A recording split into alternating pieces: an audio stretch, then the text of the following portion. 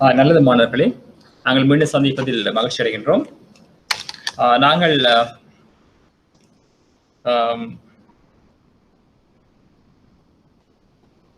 பார்த்த விடயங்களை நாங்கள் ஒரு விரைவாக மீண்டும் பார்த்துவிட்டு இந்த பாட விலைக்கு முடியலாம் என்று நாங்கள் நினைக்கின்றேன். மாணவர்களே, நீங்கள் தொடர்ந்து இந்த பயிற்சியில இந்த பாஸ் பேப்பர் கடந்த கால வினாக்கள் விடைகளை நீங்கள் தேடி பார்த்து செய்ததன் ஊடாக பரீட்சையில் நீங்கள் சிறந்த பெறுவதை பெற்றுக்கொள்ள முடியும். ஆகவே நான் பார்த்த விடயத்தை ஒரு விரைவான ஒரு மீட்டலை நான் ஆரம்பிக்கலாம் என்று நான் நினைக்கின்றேன்.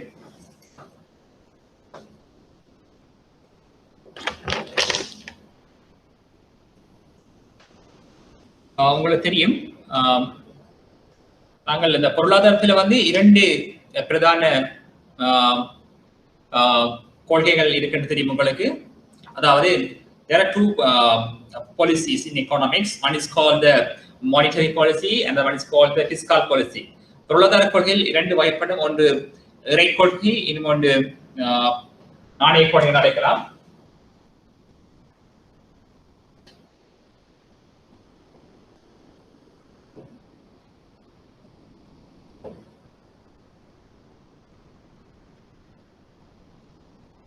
பொருளாதார கொள்கைகள் வந்து 2 வகைப்படும்.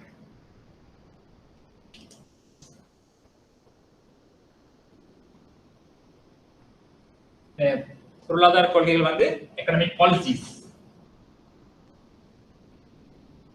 இந்த பொருளாதார கொள்கை வந்து 2 வகைப்படும். ஒன்று சொல்லுவோம் நாங்கள் இறை கொள்கைன்னு சொல்லுவோம். நாங்கள் இறை கொள்கைன்னு சொல்லுவோம், அல்ல அரசியல் கொள்கைன்னு சொல்லலாம்.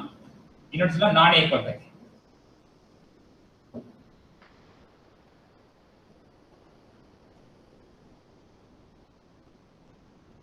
இறை கொள்கை,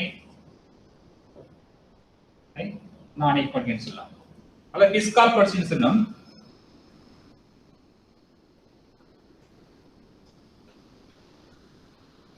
மானிட்டரி பாலிசி.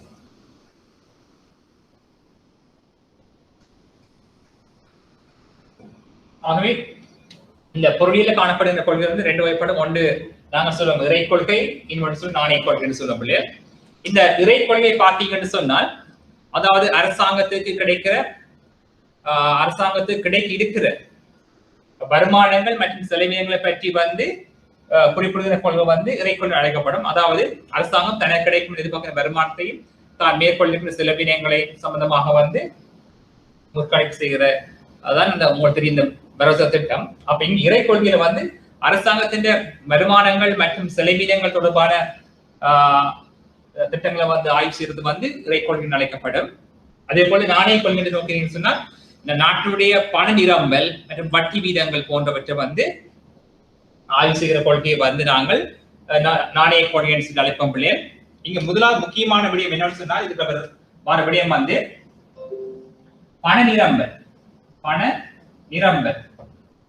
பண நிரம்பல் மற்றும் வட்டி வீதம் என்று அழைக்கப்படும். இது வந்து மணி சப்ளை என்று சொல்லுவாங்க, இது வந்து இன்ட்ரெஸ்ட் ரேட் என்று சொல்லுவாங்க. ஆகவே பண நிரம்பலுக்கும் வட்டி வீதத்துக்கு தொடர்பத்தை நாங்கள் இங்க குறிப்பிடுவோம். நாங்கள்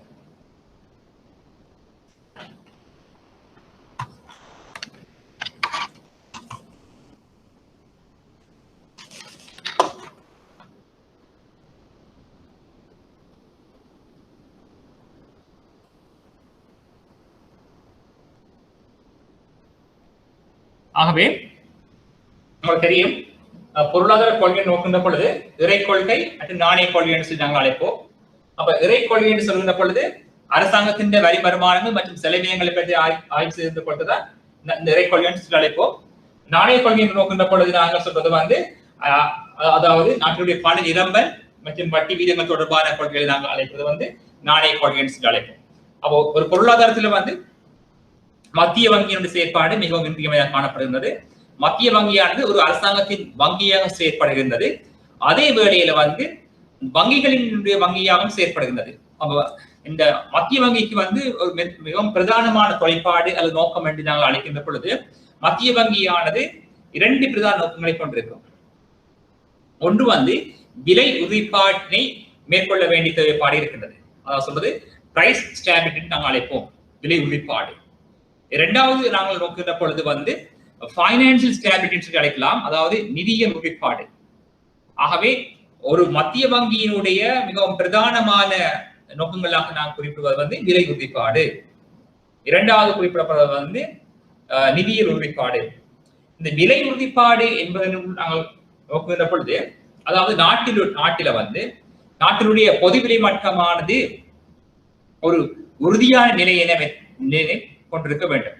இவ்வாறு உறுதியாக இருக்கின்ற பொழுதுதான் நாட்டில வந்து பணவீக்க நிலைமையானது கட்டுப்பாட்டுகள் இருக்கும். இவ்வாறு பணவீக்கமானது கட்டுப்பாடாக இருக்கிற பொழுதுதான் நாட்டில வந்து அனைத்து துறைகளும் வந்து சீராக இயங்கும். அதாவது முதலீட்டாளர்கள் முதலீடு தொடர்பான தீர்மானங்களை மேற்கொள்ள முடியும். அதே போல ஏற்றுமதி வருமானங்களை நாங்கள் அதிகரித்துக் கொள்ளக்கூடிய மாதிரி இருக்கும். அந்நிய செலாவணி சம்பாத்தியத்தை நாங்கள் பெற்றுக்கொள்ளக்கூடிய மாதிரி இருக்கும். அதே நேரத்தில் வந்து நிலையான வருமானம் பெறுகின்ற மக்களது வாழ்க்கை தரத்தினை நாங்கள் உறுதியாக இருக்கக்கூடிய மாதிரி இருக்கும். நாட்டில வந்து பணத்தினுடைய உட்பெறுமதி மற்றும் வெளிப்பெறுமதியை வந்து நாங்கள் சீராக பேணக்கூடிய நிலைமை இருக்கும். இவ்வாறு நாட்டில வந்து விலை மட்டமானது உறுதியாக இருக்க வேண்டும். இந்த விலை மட்டமானது உறுதியாக இருப்பதற்கு இந்த நாணய கொள்கையானது மிகவும் பிரதானமான பங்களிப்பினை செலுத்துகின்றது. இவ்வாறு நோக்கின்ற பொழுது நாட்டில வந்து பண நிரம்பலில் ஏற்படுகிற மாற்றம் நாட்டில பணவீக்கத்தில் தாக்கத்தை ஏற்படுத்தும். இவ்வாறு என்று சொன்னால், நாட்டில பண நிரம்பல் என்று நோக்குகின்ற பொழுது, அதாவது பொதுமக்கள் மற்றும் நிறுவனங்களில் காணப்படுகின்ற பணத்தினுடைய அளவு தான் நாங்கள் நாட்டினுடைய பண நிரம்பல் என்று சொல்லி நாங்கள் அழைப்போம். பண நிரம்பல் என்று சொன்னா பொதுவாக இலவா விளங்கிக் கொள்ளக்கூடிய விடயம், அதாவது பொதுமக்களினுடைய கையில் உள்ள பணம் மற்றது பொதுமக்களின் பெயரில் வங்கிகளில் உள்ள, குறிப்பாக வந்து வணிக வங்கிகளில் உள்ள கேள்வி வைப்புகளை நாங்கள் குறிப்பிடலாம், பண நிரம்பல் என்று அழைக்கலாம். ஆகவே குறிப்பிட்ட கால பகுதியில வந்து குறித்த பொருளாதாரத்தில் வந்து அதன் சுற்றோட்டத்தில் காணப்படுகின்ற பணத்தினுடைய அளவைத்தான் நாங்கள் பண நிரம்பல் என்று சொல்லி நாங்கள் அழைக்கின்றோம். ஆகவே இந்த பணமானது பல்வேறுபட்ட துறைகள்ல வந்து பணம் இருக்கும். ஆனா எல்லா பணத்திலையும் நாங்கள் பண நிரம்பலுக்கு உட்படுத்த முடியாது அல்லது கணிப்பிட முடியாது. உங்களுக்கு தெரியும், இந்த மத்திய வங்கியில பணங்கள் அச்சிடப்பட்டு அப்படி இருக்கும், அதாவது சேமிக்கப்பட்டிருக்கும், ஸ்டோரேஜ் பண்ணப்பட்டிருக்கும். அதே வேளையில வந்து திரைசேரியில பணம் இருக்கு, அரசாங்கத்தினுடைய கையில பணம் இருக்கும்.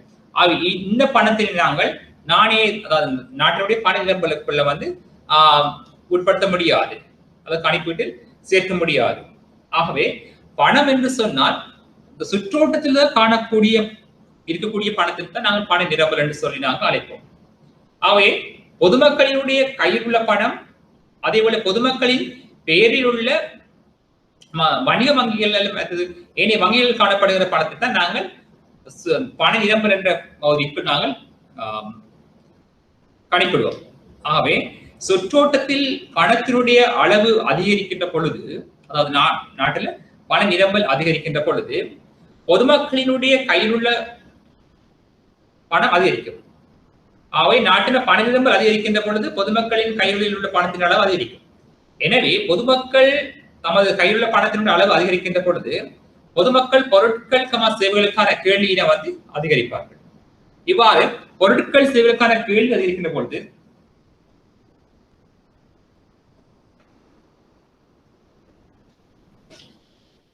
கவனிப்போம்.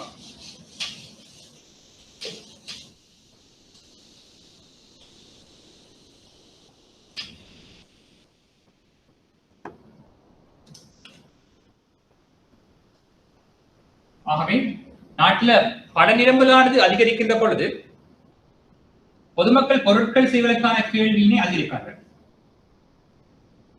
பொதுமக்கள் பொருட்கள் செய்வதற்கான கேள்வி அதிகரிப்பார்கள்.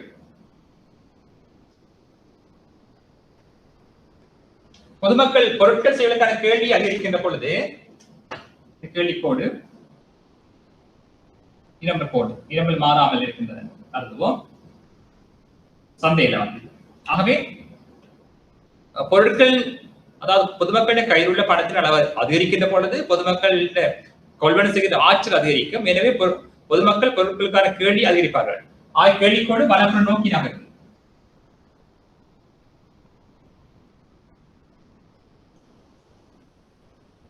ஆகவே கேள்விக்கூடானது வலப்புற நோக்கி நகர்கின்ற பொழுது பண்டத்தினுடைய விலை விசை பார்க்க சொன்னா அதிகரிக்கும். பண்டத்தின் விலை வந்து அதிகரிக்கும். இந்த விலையாட பி நோட்டிலிருந்து பி ஒன்னாக அதிகரிக்கிறது. பி நோட்டிலிருந்து பி ஒன்னாக அதிகரிக்கிறது. ஆக விலை மட்டும் தொடர்ச்சியாக அதிகரிக்கின்ற பொழுது நாட்டில் வந்து பண வீக்கம் எல்லாமே ஏற்படும். பணவீக்கமானது பொருளாதாரத்தில் வந்து பல்வேறுபட்ட துறைகளை வந்து தாக்கத்தை ஏற்படுத்தி பொருளாதாரத்துக்கு வந்து பாதகமான விளைவுகளை ஏற்படுத்தும். ஆகவே இந்நிலைமையில வந்து மத்திய வங்கியானது அதை கட்டுப்படுத்த வேண்டும். அப்ப கட்டுப்படுத்துறதுக்கு வந்து பல்வேறுபட்ட முறைகளை வந்து மத்திய வங்கி கையாளும். அதை நாங்கள் பல்வேறுபட்ட கருவிகள் என்று சொல்லலாம், அல்லது முறைகள் அழைக்கலாம். ஆகவே நாட்டில பண நிரம்பல் அதிகரிக்கின்ற பொழுது, அதாவது எம்எஸ் அழைக்கும் நாங்கள் எம்எஸ், நாட்டில பண நிரம்பல் அதிகரிக்கின்ற பொழுது பொதுவிலை மட்டம் என்ன செய்யும் சொன்னா அதிகரிக்கும். அதிகரிக்கின்ற பொழுது பணவீக்கம் அதிகரிக்கும். பணவீக்கம் அதிகரிக்கும்.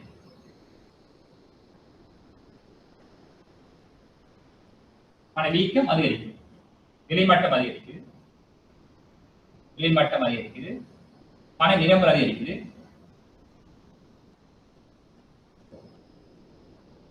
பண நிரம்பல் அதிகரிக்குது. பண நிரம்பல் அதிகரிக்க விலைமட்டம் அதிகரிக்கின்றது. விலைமட்டம் அதிகரிக்க பணவீக்கம் அதிகரிக்கின்றது. ஆகவே நாட்டில் பண நிரம்பலை கட்டுப்படுத்துறதுக்கு வந்து மத்திய வங்கி பல்வேறுபட்ட முறைகளை கையாளும். அதை நாம கவனிப்போம்.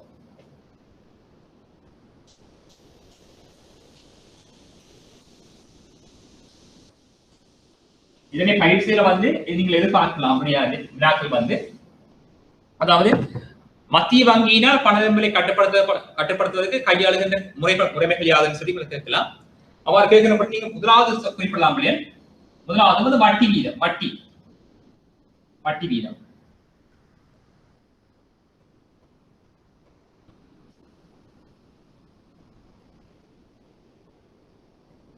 அதான் வட்டி வீதம். இந்த வட்டி வீதத்தை வந்து மத்திய வங்கி மாற்றி அமைக்கின்ற பொழுது, வட்டி வீதத்தை வந்து மத்திய வங்கி மாற்றி அமைக்கின்ற பொழுது நாட்டில் பண நிரம்பல் மாற்றம் ஏற்படும். எவ்வாறு நாங்கள் நோக்குகின்ற பொழுது,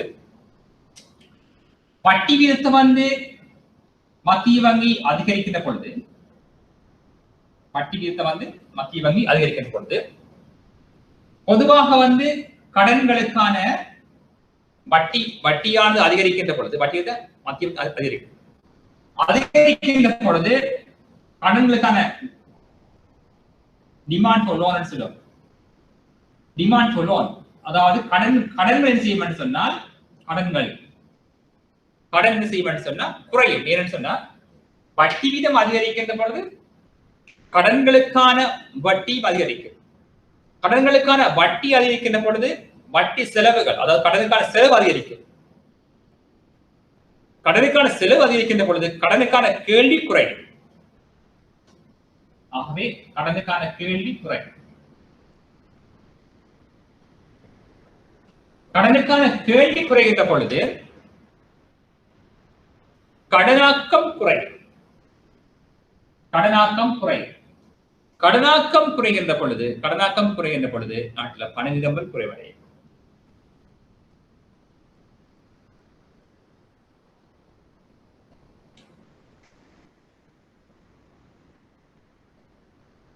ஆகவே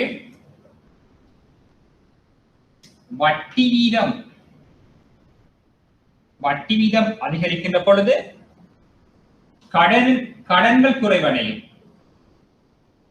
கடன்கள் குறைவடைகின்ற பொழுது வங்கியினால் வழங்கப்படக்கூடிய கடனாக்கங்கள் குறையும். கடனாக்கம் குறைகின்ற பொழுது பண நிரம்பல் குறையும். பண நிரம்பல்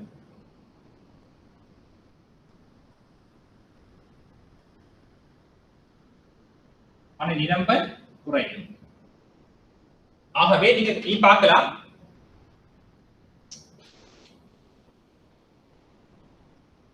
இந்த பண நிரம்பலுக்கும் வட்டி வீதத்துக்கும் இடையே எதிர்கணி தொடர்பு காணப்படுகின்றது. அதாவது எதிர்கணி தொடர்பு காணப்படுகின்றது. அதாவது வட்டி வீதத்துக்கும் பண நிரம்பலுக்கும்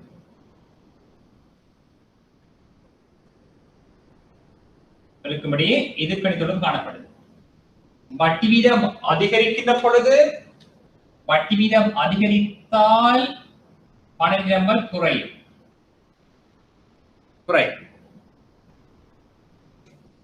வட்டி வீதம் குறைவடைந்தால் பண நிரம்பல் அதிகரிக்கும்.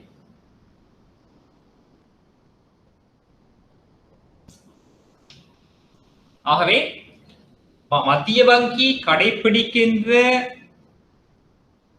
முறைமைகள் அல்லது கருவிகளை நாங்கள் நோக்குகின்ற பொழுது, அதாவது நாட்டில் பண நிரம்பலை கட்டுப்படுத்துறதுக்காக மத்திய வங்கியினால் மேற்கொள்ளப்படுகின்ற கடன் கட்டுப்பாட்டு கருவிகள் அல்லது முறைகளை நாங்கள் நோக்குகின்ற பொழுது, முதலாவது வட்டி வீதம். வட்டி வீதத்தை மத்திய வங்கி மாற்றி அமைக்கின்ற பொழுது நாட்டில் பண நிரம்பல் மாற்றம் அடையும். எவ்வாறு என்று சொன்னால், மத்திய வங்கி வட்டி வீதத்தினை அதிகரிக்கின்ற பொழுது கடன்களுக்கான செலவு அதிகரிக்கும். கடன்களுக்கான செலவு அதிகரிக்கின்ற பொழுது கடன்களுக்கான கேள்வி குறைவடையும். கடன்களுக்கான கேள்வி குறைகின்ற பொழுது கடனாக்கம் குறைவடையும். கடனாக்கம் குறைவடைகின்ற பொழுது நாட்டில் பண நிரம்பல் குறைவடையும். அதே வேளையில பொதுமக்கள் வட்டி வீதம் அதிகரிக்கின்ற பொழுது, அதாவது மத்திய வங்கி வட்டி வீதத்தினை அதிகரிக்கின்ற பொழுது பொதுமக்கள் என்ன செய்வார்கள்? தமது கைகளில் உள்ள பணத்தை, தம்மிடம் உள்ள பணத்தை என்ன செய்வார்கள் சொன்னால் வங்கிகளில் கொண்டு போய் வைப்பு செய்கிறார். ஏன்னு சொன்னா அதுகளை வட்டி வருமானத்தை பெற்றுக் கொள்ளலாம் என்று சொல்லி, இவ்வாறு பொதுமக்கள் தம்மிடம் உள்ள பணத்தை வங்கிகள்ல அதிக அளவில் வைப்பு செய்வதனால் பொதுமக்களினுடைய கையில் உள்ள பணத்தினுடைய அளவு குறைவடையும். பொதுமக்களினுடைய கையில் உள்ள பணத்தின் அளவு குறைவடைகின்ற பொழுது சுற்றோட்டத்தில் பணத்தினுடைய நிரம்பல் குறைவடையும். எனவே பொதுமக்களுடைய கையில் உள்ள பணத்தின் அளவு குறைவடைகின்ற பொழுது பொதுமக்கள் பொருட்கள் சேவைகளுக்காக ஏற்படுத்துகின்ற கேள்வியின் அளவும் குறைவடையும். பொருட்கள் சேவைக்கான கேள்வி குறைவடைகின்ற பொழுது விலைமட்டம் குறைவடையும். ஆகவே இரண்டு வழிகளில் நாங்கள் பண நிரம்பல் குறைவடைவதனை நாங்கள் விளங்கப்படுத்தலாம். ஒன்று, கடனாக்கம் குறைவடைவதன் ஊடாக நாட்டில் பண நிரம்பல் குறைவடையும். அதேபோல வட்டி வீதம் அதிகரிக்கின்ற பொழுது பொதுமக்கள் அதிக அளவு பணத்தினை வங்கிகளில் வைப்பு செய்கின்ற பொழுது பொதுமக்களினுடைய கையில் உள்ள பணத்தின் அளவு குறைவடைந்து பொருட்களுக்கான கேள்வி குறைவடைந்து நாட்டில் பண நிரம்பல் குறைவடையும். ஆகவே முதலாவது மத்திய வங்கி பயன்படுத்துகின்ற கருவிகளை நாம் நோக்குகின்ற பொழுது வட்டி வீதத்தினை மாற்றி அமைப்பதனூடாக என்ன செய்யலாம் சொன்னால் நாட்டில் பண நிரம்பலை கட்டுப்படுத்தலாம். இரண்டாவது நாங்கள் நோக்குகின்ற பொழுது இரண்டாவது கருவி பகிரங்க சந்தை நடவடிக்கை. பகிரங்க சந்தை நடவடிக்கை சொல்கின்ற பொழுது நாங்கள்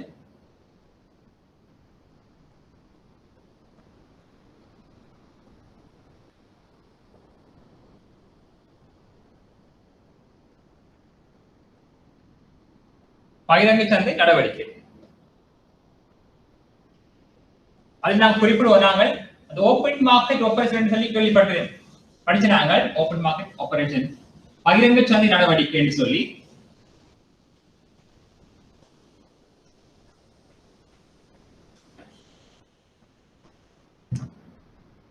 இந்த பகிரங்க சந்தை நடவடிக்கை சொல்லுகிற பொழுது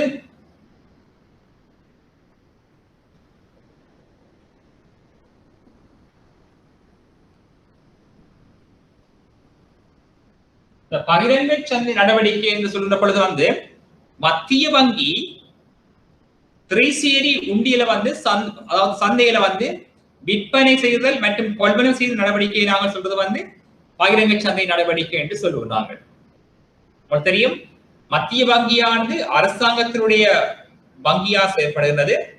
அரசாங்கத்துக்கு நிதி தேவைப்படுகின்ற பொழுது அரசாங்கத்தின் சார்பில் நிதியினை சேகரித்து அரசாங்கத்துக்கு வழங்கும். இது மத்திய வங்கியின் கர்மங்களாக காணப்படுகின்றது. ஆகவே அரசாங்கத்துக்கு நிதி தேவைப்படுகின்ற பொழுது மத்திய வங்கி திரைசேரி உண்டியர்களை அச்சிட்டு சந்தையில் என்ன செய்யலாம் என்று சொன்னால் விற்பனை செய்யலாம். அதாவது முகவர்கள் ஊடாக உதத்திர முகவர் ஊடாக விற்பனை செய்யலாம். அந்த வங்கிகள் அனுமதிக்கப்பட்ட நிதி நிறுவனங்கள் ஊடாக மத்திய வங்கி உண்டியர்களை திரைசேரி உண்டியலை விற்பனை செய்யலாம்.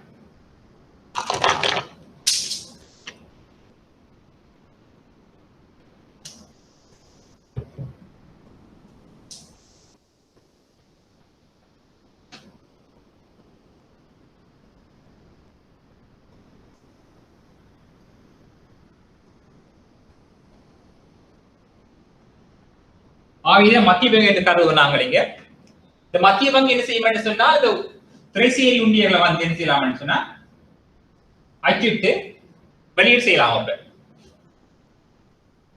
இந்த திரைசேரி உண்டியலை வந்து சந்தையில என்ன செய்யுது, அதாவது இந்த மத்திய வங்கி திரைசேரி உண்டியல்கள் வந்து சந்தையில வந்து விற்பனை செய்தல் மற்றும் கொள்வனை செய்தல் நடவடிக்கைகளாக சொல்றது வந்து பகிரங்கு சந்தை நடவடிக்கைன்னு சொல்லி வந்தாங்க.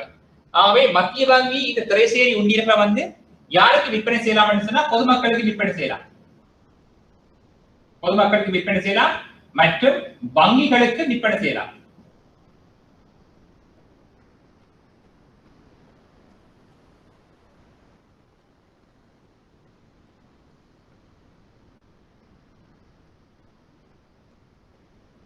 ஆகவே திரைசேரி உண்டியல்களை வந்து மத்திய வங்கி வந்து பொதுமக்களுக்கு விற்பனை செய்யலாம், அதே போல வங்கிகளுக்கு விற்பனை செய்யலாம். எவ்வாறு அல்லது நிறுவனங்களுக்கு விற்பனை செய்யலாம். எவ்வாறு விற்பனை செய்யறதுன்னு சொன்னா முகவர் ஊடாக வந்து பிரைமரி டீலர் ஊடாக வந்து இந்த பொதுமக்களுக்கு வங்கிகளுக்கு விற்பனை செய்யலாம். இவ்வாறு விற்பனை செய்கின்ற பொழுது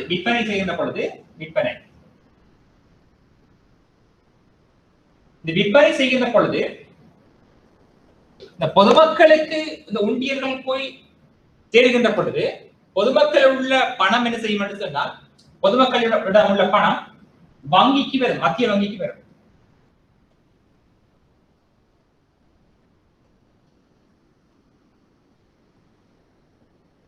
இந்த பொதுமக்கள் பணம் என்ன செய்யும் சொன்னா மத்திய வங்கிக்கு வரும்.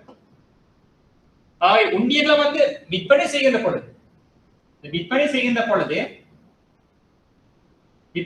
பொழுது பொதுமக்களினுடைய கையில் உள்ள பணம் மத்திய வங்கிக்கு வரும்.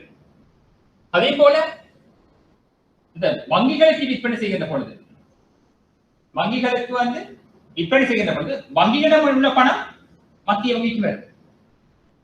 இவ்வாறு பொதுமக்களின் கையில் உள்ள பணமும் வங்கியிடம் உள்ள பணமும் வந்து மத்திய வங்கிக்கு வருகின்ற பொழுது நாட்டில் வந்து பண நிலைமை குறைவடையும். எவ்வாறு சொன்னோம்னா பொதுமக்களினுடைய கையில் உள்ள பணத்தின் அளவு மத்திய வங்கிக்கு வருகிறது. பொதுமக்களின் கையில் உள்ள பணம் மத்திய வங்கி வருகின்ற பொழுது பொதுமக்களினுடைய கையில் உள்ள காசின் அளவு குறைவடையும். எனவே காசு குறைகின்ற பொழுது பொதுமக்கள் வந்து பொருட்கள் செய்வதற்கு ஏற்படுத்தின கேளின் அளவு வந்து குறையும். எனவே கேள்வி குறைவடைகின்ற பொழுது விலைமட்டம் குறையும். அதே வழியில் பண இடம்பலம் வந்து குறைவடையும். அது மாத்திரமின்றி இந்த உண்டியல்களை வந்து இந்த வணிக வங்கிகள் அல்லது வங்கிகள் அல்லது நிறுவனங்கள் கொள்வனை செய்கின்ற பொழுது இந்த நிறுவனங்களிடம் இருந்து உள்ள பணம் வந்து மத்திய வங்கிக்கு வந்து சேரும். இந்த வணிக வங்கியிடம் உள்ள பணத்தின் அளவு குறைவடையும்.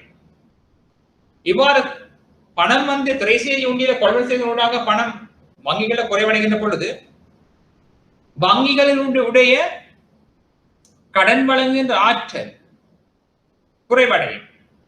கடன் வழங்குகின்ற ஆற்றல் குறைவடைகின்ற பொழுது கடன்களின் அளவு குறைவடையும்.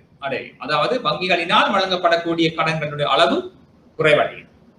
இவ்வாறு வங்கிகளால் வழங்கப்படக்கூடிய கடன்களின் அளவு குறைவடைகின்ற பொழுது கடனாக்கம் குறைவடையும். கடனாக்கம் குறைவடைகின்ற பொழுது நாட்டில பணவாக்கம் குறைவடைந்து நாட்டில பண நிரம்பல் குறைவடையும். இந்த நிலைமையானது மத்திய வங்கி உண்டியல்களை வந்து பொதுமக்களுக்கும் மற்றும் வங்கிகளுக்கும் நல்ல நிறுவனங்களுக்கும் வந்து விற்பனை செய்கின்ற பொழுது நாட்டில பண நிரம்பல் குறைவடையும். ஆகவே கவனமாக விளங்கி வைக்கணும். நாட்டில பண நிரம்பலை கட்டுப்படுத்துறதுக்கு வந்து முதலாவது நாங்கள் பயன்படுத்தின கருவி வந்து வட்டி வீதத்தை வந்து அதிகரிக்கணும்னு சொன்னாங்க. வட்டி வீதம் அதிகரிக்கின்ற பொழுது நாட்டில் பண நிரம்பல் குறைவடைய சொன்னாங்க. அதே போல நாட்டில பண நிரம்பலை கட்டுப்படுத்துறதுக்கு இன்னொரு கருவி இருக்குது. திரைசேரி உண்டியல்களை வந்து பொதுமக்களுக்கு விற்பனை செய்தது. பொதுமக்களுக்கு விற்பனை செய்கின்ற பொழுது நாட்டில வந்து பண நிரம்பல் குறைவடையும். பொதுமக்களினுடைய கையில் உள்ள காசு வங்கிக்கு வந்து போய் சேரும். இவ்வாறு இருந்த பொழுது பொதுமக்களின் கையில் உள்ள காசு குறைவடையும். அதே வழியில வந்து வங்கிகளின் கையில் உள்ள காசும் குறைவடையும். இதனால் நாட்டில் பண நிரம்பல் குறைவடையும். மாறாக இந்த உண்டியல்களை வந்து மத்திய வங்கி விற்பனை செய்யற நோக்கம் இருக்கு. விற்பனை செய்ய அதாவது அரசாங்கம் விற்பனை செய்த உண்டியல்களை வந்து அந்த குறிப்பிட்ட காலத்துக்கு மத்திய வங்கி அதனை கொள்வனை செய்யலாமே. ஆகவே விளைவுகள் வந்து மாறி இருக்குமே. அதாவது இனி விற்பனை செய்த உண்டியலை வந்து மத்திய வங்கி விற்பனை செய்த உண்டியலை வந்து கொள்வனவு செய்கின்ற பொழுது பொருளாதாரத்துல வந்து வேறுபட்ட தாக்கம் ஏற்படும். எவ்வாறு பார்ப்போமானால்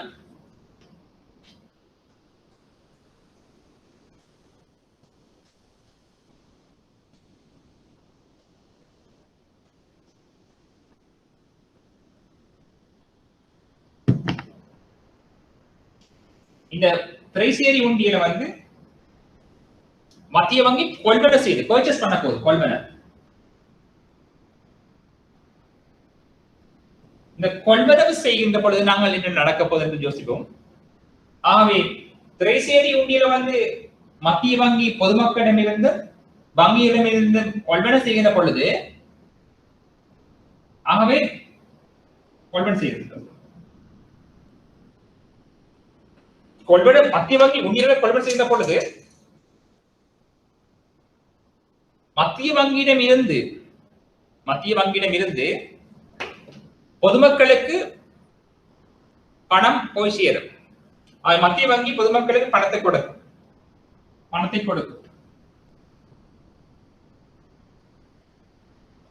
அதே வேளையில வந்து வணிக வங்கிகளுக்கு பணத்தை கொடுக்கும்.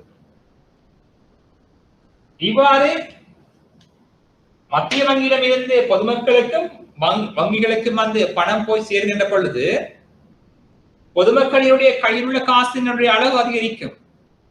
அதே போல வங்கிகளினுடைய கையில் உள்ள காசும் அதிகரிக்கும். பொதுமக்களுடைய கையில காசு அதிகரித்தா தெரியும் உங்களுக்கு, பொதுமக்கள் பொருட்கள் செலுக்கான கேள்வியை வந்து அதிகரிப்பார்கள். இவ்வாறு கேள்வி அதிகரிக்கின்ற பொழுது நாட்டில் வந்து பொதுவிலை மட்டம் அதிகரித்து பணவீக்கம் அதிகரிக்கும், நாட்டு பண நிலவரம் அதிகரிக்கும். அதே வேளையில் மத்திய வங்கி வணிக வங்கியிடமிருந்து உண்டியலை கொள்வனை செய்கின்ற பொழுது மத்திய வங்கியிடமிருந்து வணிக வங்கிக்கு பணம் போய் சேரும். வணிக வங்கியின் கையில காசு அதிகரிக்கின்ற பொழுது வணிக வங்கியினுடைய கடன் வழங்குகின்ற ஆற்றல் அதிகரிக்கும். கடன் வழங்குகின்ற ஆற்றல் அதிகரிக்கின்ற பொழுது கடனாக்கம் அதிகரிக்கும். நாட்டில கடனாக்கம் அதிகரிக்கின்ற பொழுது நாட்டில பண நிரம்பல் அதிகரித்து பண வீக்க நிலைமை ஏற்படும். ஆகவே இந்த நிலைமையானது பகிரங்கு சந்தை நடவடிக்கையின் பொழுது உண்டியல்களை விற்பனை செய்யறது அல்லது கொள்வனை செய்யும் நடவடிக்கையின் பொழுது நாட்டில் பண நிரம்பலில் மாற்றம் ஏற்படும்.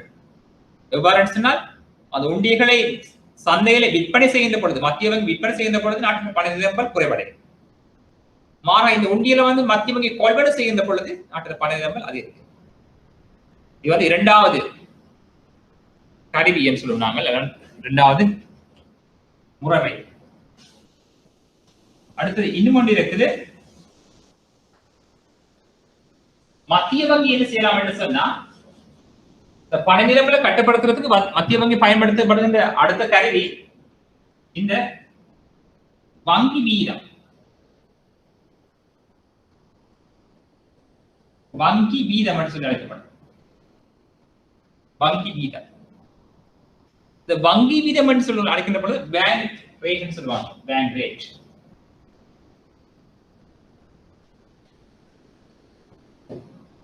Bank rate. இந்த வங்கி வீதம் என்று சொன்ன நாங்கள் தெரிய வேண்டும். இது மத்திய வங்கி என்று சொல்லி கருதுவோம் நாங்கள்.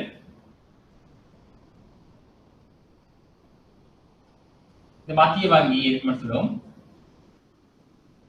இந்த மத்திய வங்கி என்ன செய்யும் சொன்னா இந்த வணிக வங்கிகளுக்கு என்ன செய்யும்? கடன்களை வழங்கும். மத்திய வங்கி வணிக வங்கிகளுக்கு கடன்களை வழங்கும். இவ்வாறு கடன்களை வழங்குகின்ற பொழுது ஒரு வட்டியை அறவிடும். அதாவது மத்திய வங்கியினால் வணிக வங்கிகளுக்கு வழங்குகின்ற கடன்கள் மீது அறவிடுகின்ற வட்டி வங்கி வீதம் அழைப்போம். பேங்க் ரேட் அழைப்போம். இவ்வாறு வழங்கப்படுகின்ற வட்டி வீதமானது அதிகரிக்கின்ற பொழுது இந்த வங்கி வீதம் அதிகரிக்கும். அதாவது மத்திய வங்கியினால் வணிக வங்கிகளுக்கு வழங்குகின்ற கடன்கள் மீது அறவிடுகின்ற வட்டி வீதத்தினை மத்திய வங்கி அதிகரிக்கின்ற பொழுது வணிக வங்கி முன்னரை விட கூடிய வட்டியினை மத்திய வங்கிக்கு செலுத்த வேண்டி வரும். இவ்வாறு வணிக வங்கிகள் மத்திய வங்கிக்கு அதிக வட்டியை செலுத்துகின்ற பொழுது இந்த வணிக வங்கிகளால்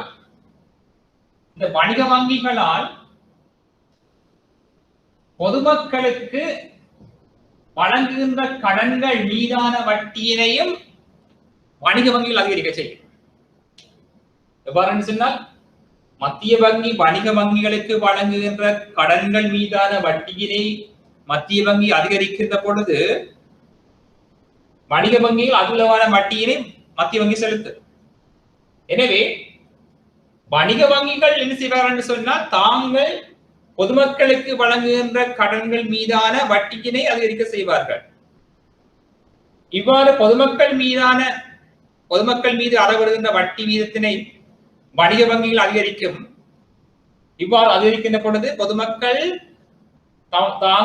பொதுமக்கள் மேற்கொள்ளுகின்ற கடன்களின் அளவு வந்து இதனால் குறைவடையும்.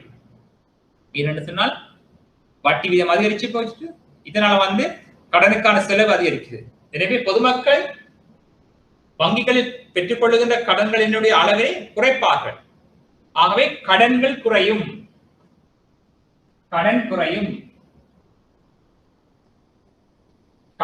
பொதுவாக இவ்வாறு கடன்கள் குறைவடைகின்ற பொழுது நாட்டில் பண நிரம்பல் குறைவடையும். குறைவடைகின்ற பொழுது நாட்டில் பணவீக்கம் கட்டுப்பாட்டுக்குள் கொண்டு வரப்படும். ஆகவே நான் மூன்றாவது கருவி பார்த்தனாங்க வங்கி வீதம். இரண்டாவது பார்த்தனாங்க ஓபன் மார்க்கெட் ஆபரேஷன் பார்த்தனாங்க. முதலாவது பார்த்தனாங்க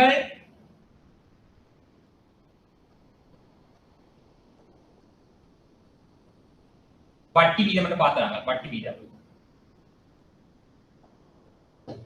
முதலாவது வட்டி வீதம், அதாவது பண நிரம்பலை கட்டுப்படுத்துகிறது.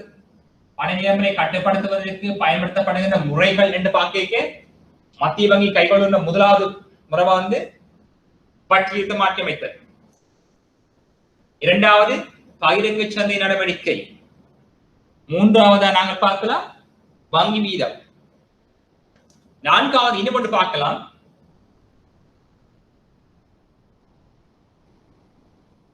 சட்டப்படியான ஒதுக்கீடு வீதம்.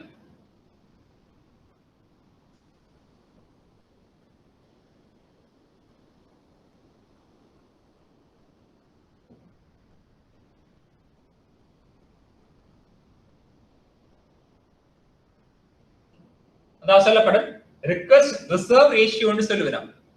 அதுல சொல்லப்படுது செக்ரட்டரி ரிசர்வ் ரேஷியோன்னு சொல்லுவாங்க. சட்டப்படியான ஒதுக்கி வீதம் என்று சொல்கின்ற பொழுது கவனிக்க வேணும். இப்ப மத்திய வங்கி வந்து வங்கிகளுடைய வங்கியா காணப்படுது. ஆகவே இந்த வணிக வங்கிகளுடைய அந்த உறுதித்தன்மையை வந்து நிதியியல் உறுதிப்பாட்டை பேணுவது வந்து மத்திய வங்கியின் நோக்கங்களில் உண்டாக காணப்படுது. வணிக வங்கிகளுடைய நிதி நிலைமையை நாங்கள் ஸ்திரமாக பாதுகாக்கிறதுக்காக மத்திய வங்கி என்ன செய்யும் சொன்னால் வணிக அறிவிக்கும் வணிக வங்கிகள் தாம் சேகரிக்கின்ற வாய்ப்புகளில் குறிப்பிட்ட சதவீதத்தினை வணிக வங்கிகள் மத்திய வங்கியில் வைப்பாக செய்ய வேண்டும். ஏனென்று சொன்னால் எதிர்பாராத விதமாக வணிக வங்கிகள் தமது திரவத்தன்மையினை இழக்கின்ற பொழுது அவர்களுக்கு வந்து மத்திய வங்கி கடன்களை வழங்கி அந்த திரவத்தன்மை பிரச்சனை வந்து இல்லாமல் செய்யும்.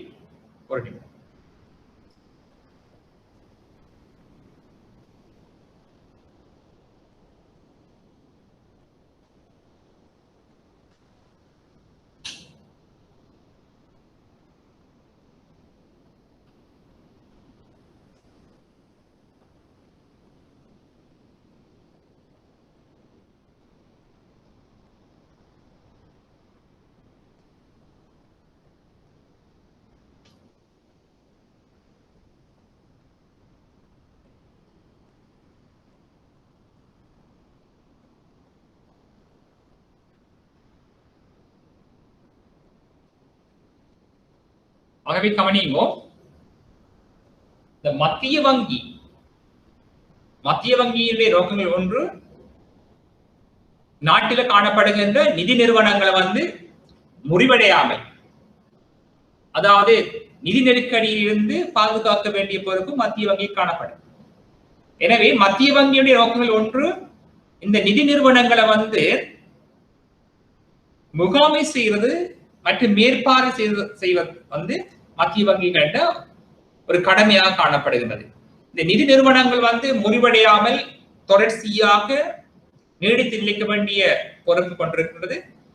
பொதுமக்களினுடைய வாய்ப்புகளை இந்த நிறுவனங்கள் வைத்திருக்கின்றபடியால் இந்த நிதி நிறுவனங்களை வந்து தொடர்ச்சியாக முகாமை செய்து ஒழுங்கமைத்து இந்த முறிவடைகிற நிலைமையிலிருந்து பாதுகாக்க வேண்டும். எனவே மத்திய வங்கி வணிக வங்கிகளுக்கு அறிவிக்கின்றது, இந்த வணிக வங்கிகள் திரட்டுகின்ற வைப்புகளில் குறிப்பிட்ட சதவீதத்தினை வணிக வங்கிகள் மத்திய வங்கிகளில் வைப்பாக செய்ய வேண்டும். இதனைத்தான் நாங்கள் சொல்றது வந்து சட்டப்படியான ஒதுக்கி வீதம், ஸ்டாட்யூட்டரி ரிசர்வ் ரேஷியோன்னு சொல்லி நாங்கள் அழைப்போம், அல்லது ரிக்வெஸ்ட் ரிசர்வ் ரேஷியோன்னு சொல்லி நாங்கள் அழைப்போம். சட்டப்படியான ஒதுக்கி வீதம் என்று கூறுகின்ற பொழுது, வணிக வங்கிகள் தாங்கள் திரட்டுகின்ற வைப்புகளில் குறிப்பிட்ட சதவீதத்தினை வணிக வங்கிகளில் மத்திய வங்கியில் வைப்பாக மேற்கொள்வதனையே இதை நாங்கள் சட்டப்படியான ஒதுக்கி வீதம் என்று சொல்லி அழைப்போம். இது சட்டப்படியான ஒதுக்கி வீதத்தை வந்து மத்திய வங்கி அதிகரிக்கின்ற பொழுது, ஸ்டாட்யூட்டரி ரிசர்வ் ரேஷியோ வந்து மத்திய வங்கி அதிகரிக்கின்ற பொழுது, வணிக வங்கிகள் முன்னரை விட அதிக அளவு பணத்தினை வந்து மத்திய வங்கியில் வைப்பாக செய்ய வேண்டி வரும். இவ்வாறு அதிக அளவு வைப்புகளை மத்திய வங்கி சேகரிக்கின்ற பொழுது, இந்த வணிக வங்கியில் அதிக அளவான பணத்தை மத்திய வங்கியில வைப்பு செய்ய வேண்டி ஏற்படுகிறது. இவ்வாறு அதிக பணம் என்ன செய்ய சொன்னா வணிக வங்கியிலிருந்து மத்திய வங்கி போய் சேரும். இவ்வாறு சேருகின்ற பொழுது வணிக வங்கியில் கையில் உள்ள பணத்தின் அளவு முன்னரை விட குறைவடைய பார்க்கும். வணிக வங்கியினுடைய கையில் உள்ள காசு குறைகின்ற பொழுது வணிக வங்கியினால் வழங்கப்படக்கூடிய பணத்தினுடைய அளவு குறையும், அல்லது கடன்கள் அளவு குறையும். வணிக வங்கியினுடைய கடன் வழங்குகின்ற ஆற்றல் குறையும். வணிக வங்கியின் கடன் வழங்குகின்ற ஆற்றல் குறைவு அடைகின்ற பொழுது வணிக வங்கியினால் வழங்கப்படக்கூடிய கடன்களினுடைய அளவும் குறையும்.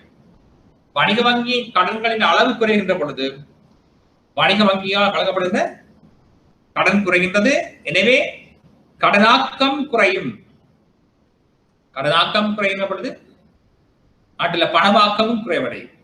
இதன் ஊடாக வந்து பண நிரம்பல் குறையும். ஆகவே சட்டப்படியான ஒதுக்கி வீதம் அதிகரிக்கின்ற பொழுது நாட்டில் பண நிரம்பல் குறையும்.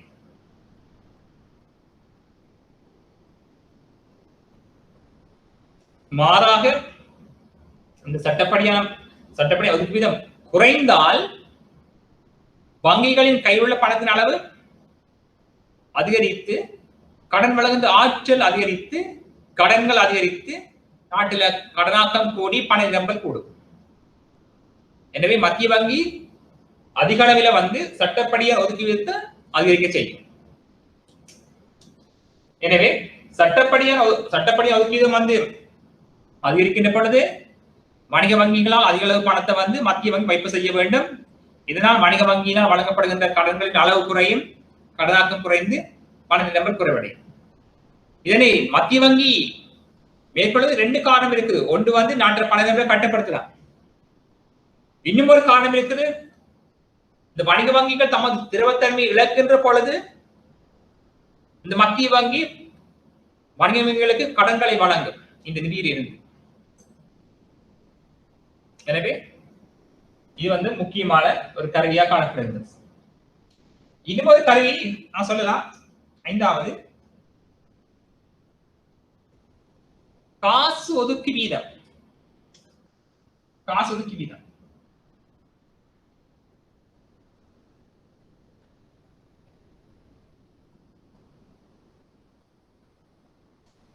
கேஷ் ரிசர்வ் ரேஷியோன்னு சொல்றாங்க. Cash reserve ratio. இந்த காசு ஒதுக்கி வீதம் என்பது மிகவும் முக்கியமானது. அதாவது இந்த மத்திய வங்கி வணிக வங்கிகளுக்கு வருகின்ற வாய்ப்புகளில் குறிப்பிட்ட சதவீதத்தினை வணிக வங்கிகள் தமது கையிலே வைத்திருக்க வேண்டும் என்று சொல்லி மத்திய வங்கி அறிவிப்பு கொடுக்கும். ஏனென்று சொன்னால் வணிக வங்கி வந்து 2 நோக்கங்கள் இருக்கு. வணிக வங்கிகளுக்கு வந்து ஒன்று லாப நோக்கம், இன்னொன்று திரவத்தன்மை நோக்கம் சொல்றது. ஆகவே லாப நோக்கம் என்பது வணிக வங்கிகள் தமக்கு கிடைக்கின்ற வாய்ப்புகளில் அதிக அளவு பணத்தை வந்து கடனாக வழங்குவதனூடாக வணிக வங்கிகள் வட்டி வருமானத்தை அதில் உழைத்துக் கொள்ளும். இவ்வாறு அதிக வட்டி வருமானம் வருகின்ற பொழுது வங்கிக்கு வந்து அதிக லாபம் கிடைக்கும். இது வந்து லாப நோக்கம் என்று அழைப்பது. அதே வேளையில வந்து வணிக வங்கிக்கு வருகின்ற வாய்ப்புகளை குறிப்பிட்ட சதவீதத்தை வந்து அந்த வங்கிகளை வைத்திருக்க வேண்டும். ஏனென்று சொன்னால் வாடிக்கையாளர் வந்து தாம் வைப்பிட்ட பணத்தை திருப்பி மீள கேட்கின்ற பொழுது அந்த பணத்தை உடனடியாக வணிக வங்கி கொடுக்க வேண்டி வரும். இவ்வாறு கொடுக்க முடியாத சந்தர்ப்பத்தில், அதாவது வங்கிகளில் வந்து போதிய பணம் இல்லாத சந்தர்ப்பத்தில் வாடிக்கையாளருடைய நன்மதிப்பை வந்து வங்கிகள் இழக்க வேண்டி வரும். இதெல்லாம் வாடிக்கையாளர் வந்து இழக்க வேண்டி வரும். எனவே இந்த நிலைமை வந்து நல்லதல்ல. ஏனென்றால் இன்றைய உலகம் வந்து மிகவும் போட்டி வாய்ந்தது. ஏராளமான வங்கிகள் தமது போட்டிகள் அடிப்படையில் செயற்பட்டு வாடிக்கையாளருக்கு வந்து பல்வேறு சலுகைகளை வழங்குது. எனவே இந்த காசோலைக்கு வீதம் என்பது வணிக வங்கியினுடைய திரவத்தன்மையினை பாதுகாப்பதற்காக மத்திய வங்கியினால் காலத்துக்கு காலம் அறிமுகப்படுத்தப்படுகின்ற ஒரு வீதம். இந்த காசோலைக்கு வீதம் என்பது விளங்கிக் கொள்ள வேண்டும். வணிக வங்கிகளுக்கு வருகின்ற வாய்ப்புகளில் குறிப்பிட்ட சதவீதத்தினை வாடிக்கையாளர் நன்மதிப்பினை பாதுகாப்பதற்காக மத்திய வங்கியினால்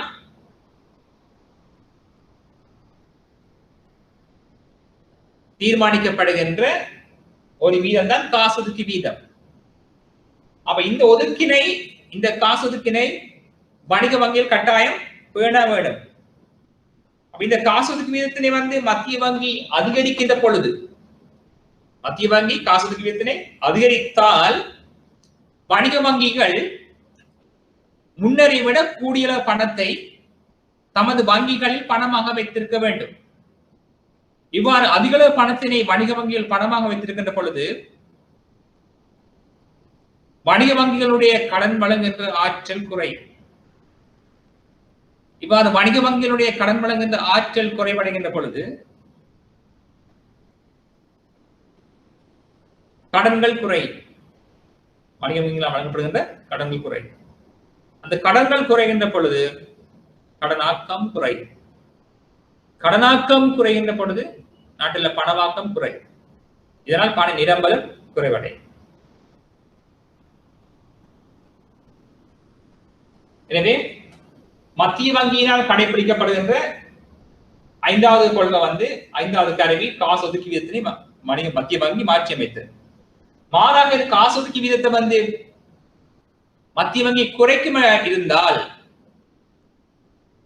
வணிக வங்கிகள் முன்னரை விட குறைந்த அளவு பணத்தை தான் வங்கிகளால் காசா வைத்திருக்க வேண்டும். எனவே வங்கிகளால் வழங்கப்படக்கூடிய கடன் வழங்க ஆற்றல் அதிகரிக்கும். இதனால் கடன்கள் அதிகரிக்கும், கடனாக்கம் அதிகரிக்கும், பண நிரம்பல் அதிகரிக்கும். ஆகவே அதிக அளவில் வந்து மத்திய வங்கி காசு ஒதுக்கி வீதத்தினை அதிகரிக்க செய்து கடன் வழங்குகின்ற ஆற்றலை குறைத்து கடனாக்கத்தை குறைத்து நாட்டில் பல பேர் குறைக்கத்தான் மத்திய வங்கி முயற்சி செய்யும். இது காசு ஒதுக்கி வீதம். மேலதிகமாக சொல்லப்படுது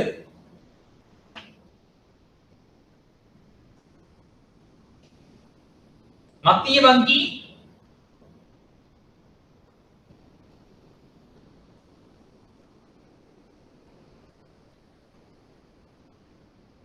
தொகை கடன்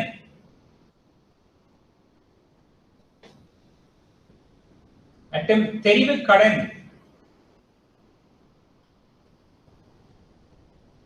கட்டுப்பாட்டு நடவடிக்கைகளை மேற்கொள்ளலாம். அதாவது மத்திய வங்கி பயன்படுத்துகின்ற 6வது முறைமை அல்லது கருவி 6வது முறைமை மத்திய வங்கி என்ன செய்யலாம் என்று சொன்னால் அந்த ஒட்டுமொத்த ரீதியில் கடன்களை கட்டுப்படுத்தும் நடவடிக்கையை மேற்கொண்டால் அது நாங்கள் சொல்றது மத்திய வங்கியோட தொகை கடன் கட்டுப்பாடு. அதாவது மத்திய வங்கி குறிப்பிட்ட துறைகள் சொல்லி குறிப்பிடாமல் அல்லது இந்த துறைகள் சொல்லி குறிப்பிடாமல் ஒட்டுமொத்தமாகவே நாட்டினுடைய பண நிரம்பல, அதாவது ஒட்டுமொத்தமாகவே நாட்டினுடைய கடன்களை குறைப்பதற்காக மேற்கொள்ளும் நடவடிக்கை நாங்கள் சொல்றது வந்து மத்திய வங்கியுடைய தொகை கடன் கட்டுப்பாடு அழைப்பது. அதாவது மத்திய வங்கி வங்கிகளால் வழங்கப்படுகின்ற கடன்களை குறைப்பதற்காக மத்திய வங்கி பல்வேறுபட்ட கட்டுப்பாடுகளை மேற்கொள்ளும். வணிக வங்கிகள் வந்து தமது கடன்களை தாங்கள் வழங்குகிற கடன்களை இயன்றவரை குறைக்க வேண்டும் என்று சொல்லி குறைப்பதற்காக நடவடிக்கை மேற்கொண்டால் அது நான் சொல்றது தொகை கடன் கட்டுப்பாடு.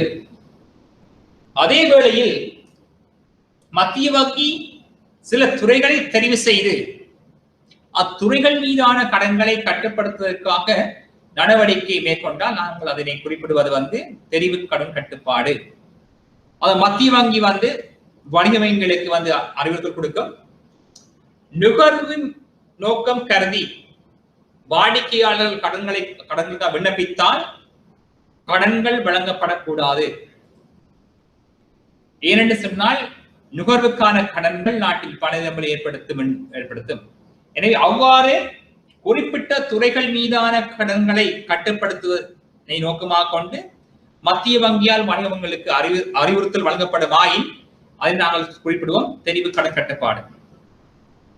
அதே வழியே மத்திய வங்கி வணிக வங்கிகளுக்கு அறிவுறுத்தல் கொடுக்கலாம், முதலீடுகள் மீதான கடன்களுக்கு மாத்திரம்தான் நீங்கள் கடன் வழங்க வேண்டும் என்று சொல்லி அறிவுறுத்தல் கொடுக்கலாம்.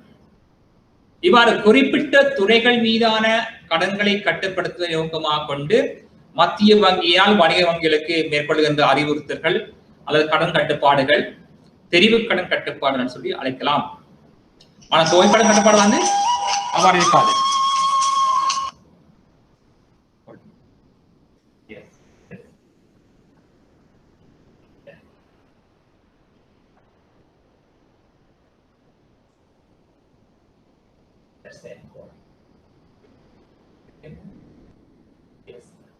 Yes, I get it.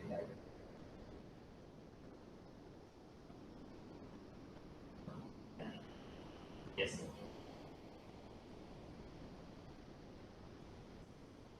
Okay.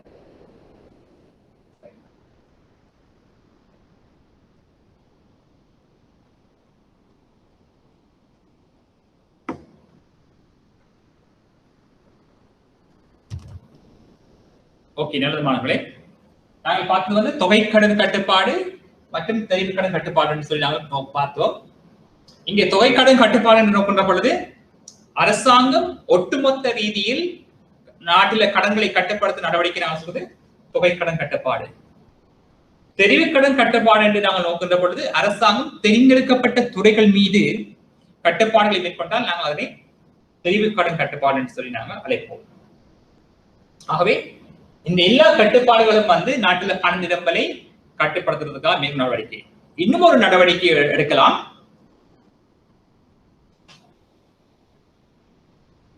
மத்திய வங்கி வங்கித்துறைகளுக்கு அல்லது வணிக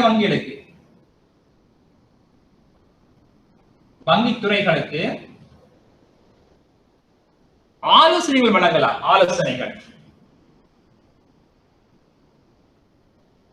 ஆலோசனைகள் மற்றும் அறிவுரைகள் வழங்கலாம், அதாவது அட்வைஸ் கொடுக்கலாம்.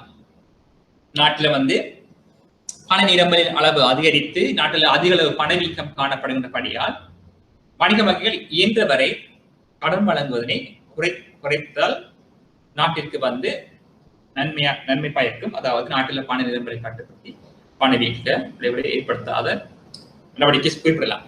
ஆகவே இவ்வாறான நடவடிக்கைகளுக்கு நாங்கள் சொல்வது வந்து மத்திய வங்கி நாட்டில பண நிரம்பலில் கட்டுப்பாடு மேற்கொள்வதற்காக பயன்படுத்தப்படுகிற முறைமைகள் நாங்கள் அழைக்கலாம். ஆகவே நாட்டில பண நிரம்பலை கட்டுப்படுத்துவதற்கு மத்திய வங்கியால் மேற்கொள்ளப்படுகின்ற நடவடிக்கைகள் நாங்கள் 7 குறிப்பிடப்பட்டது. ஆகவே இவற்றினை நீங்கள் விளங்கிக் கொள்வதன் மூலமாக பரீட்சையில வந்து அதிக பெறுவர்களை பெற்றுக்கொள்ளலாம். மிகவும் இலகுவான விடயம். இதை நாங்கள் நடைமுறையில் ஊடாக வந்து நடைமுறையில் நாங்கள் ஒப்பிட்டு நாங்கள் விலகிக் கொள்ள ஊடாக வந்து அதிக புள்ளிகளை பெற்றுக்கொள்ளலாம். இது வந்து அதிகமாக பாடமாக்க வேண்டிய அவசியம் இருக்காது. ஆகவே நீங்கள் வந்து நாங்கள் நடைமுறை விடயங்கள் சம்பந்தமாக நடைமுறை ஒப்பிட்டு நீங்கள் விலகிக் கொள்ளக்கூடாக வந்து இலங்கையில நாங்கள் விலகிக் கொள்ளக்கூடிய மாதிரி இருக்கு. அடுத்து நாங்கள் விடயம் மட்டும் பார்ப்போம்.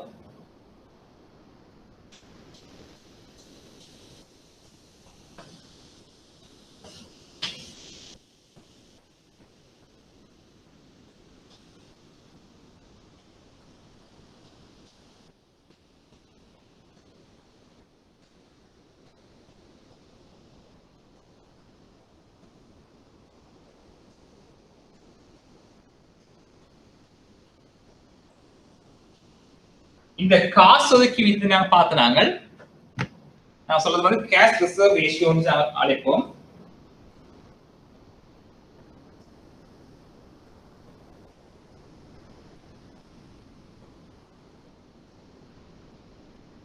கேஷ் ரிசர்வ் ரேஷியோன்னு சொல்லி நாங்கள் அழைப்போம். இந்த காசு ஒதுக்கி வீதம் என்று சொன்னால் உங்களுக்கு தெரிய வேணும் பிள்ளைகளே. இது வந்து நாங்கள் குறிப்பிடுவோம் 5 வகைன்னு சொல்லுவோம். ஒரு 5 வகையை பார்ப்போம். ஒரு வணிக வங்கியுடைய 5 வகை என்று குறிப்பிடுவோம். ஏ என்ற வணிக வங்கியுடைய 5 வகை. இது வந்து நாங்கள் இந்த பக்கம் நாங்கள் சொல்லுவோம், நாங்கள் பொறுப்புகள் சொல்லுவோம்.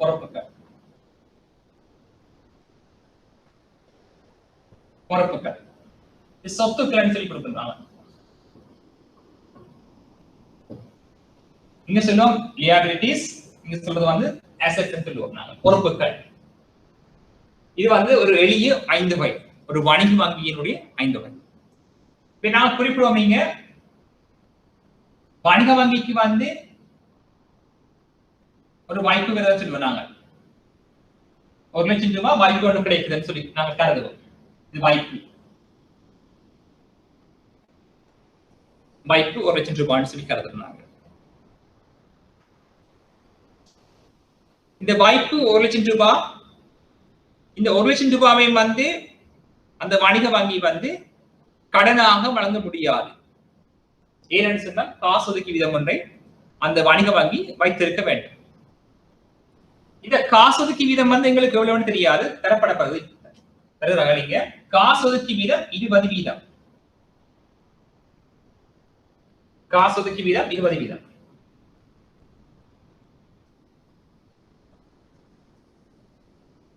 ஆகவே இந்த 1 லட்சம் ரூபாயை வந்து வணிக வங்கி கடனாக வழங்க முடியாது. ஏனென்று சொன்னால் இந்த வைப்பு செய்த மக்கள் வந்து வாடிக்கையாளர் பணத்தை திருப்பி கேட்டால் அதற்கு வந்து உடனடியாக கொடுக்க வேண்டும்.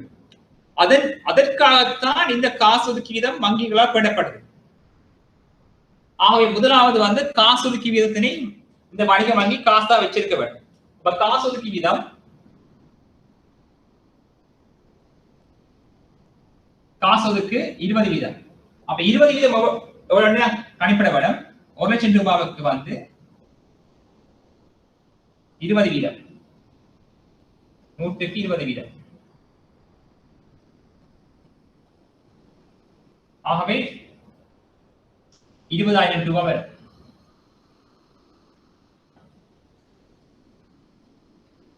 அப்ப 1 லட்சம் ரூபாய்க்கு 20 வீதம் வந்து 20,000 ரூபாய் வரும். மீதி கடனாக கொடுக்கலாம்.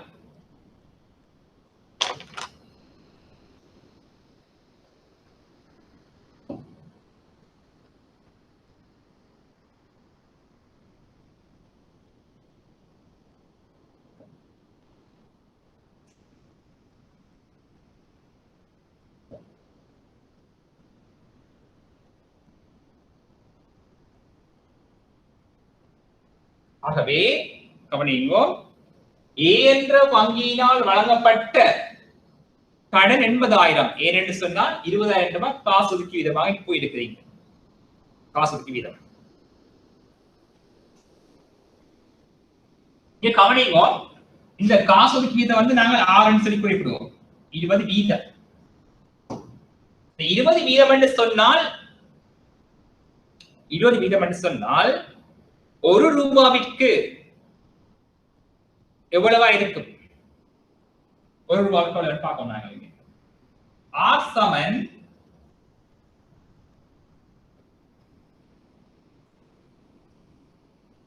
1 100க்கு 20. ஆகவே 100க்கு 20. ஆகவே 1/5. 1/5. ஆகவே 0.2 then R. ஆகவே 20 வீதம் என்று சொன்னால் பிள்ளைகள் 100க்கு தான் 20 வீதம். அவை R உடைய பெருமானி 1/5.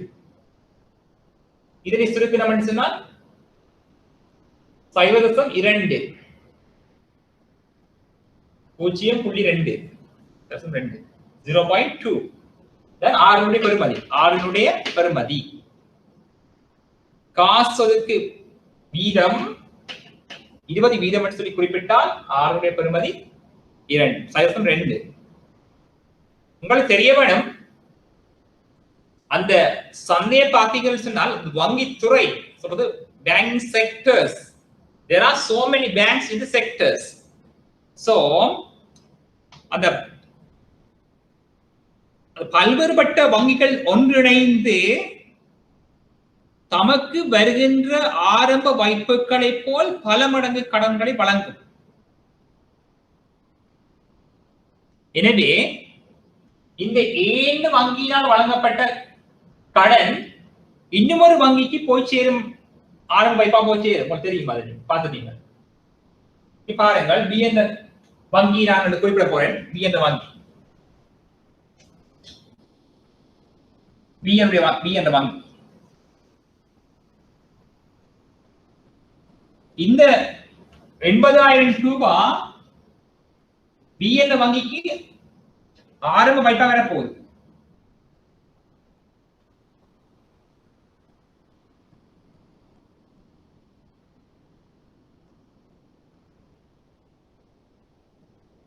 ஆரம்ப வாய்ப்பா வந்திருக்கு. ஆக பாருங்க,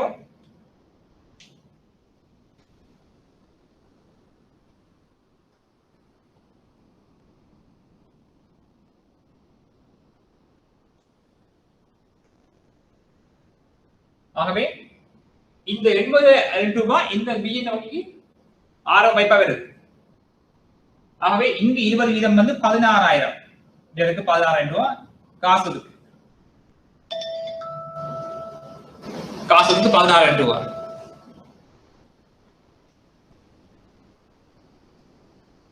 மீதி 64,000 ரூபாய் வந்து கடனா போய் சேருது. கடன்,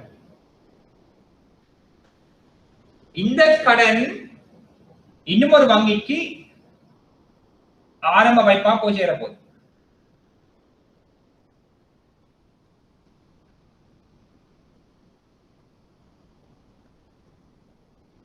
சி என்ற வங்கி.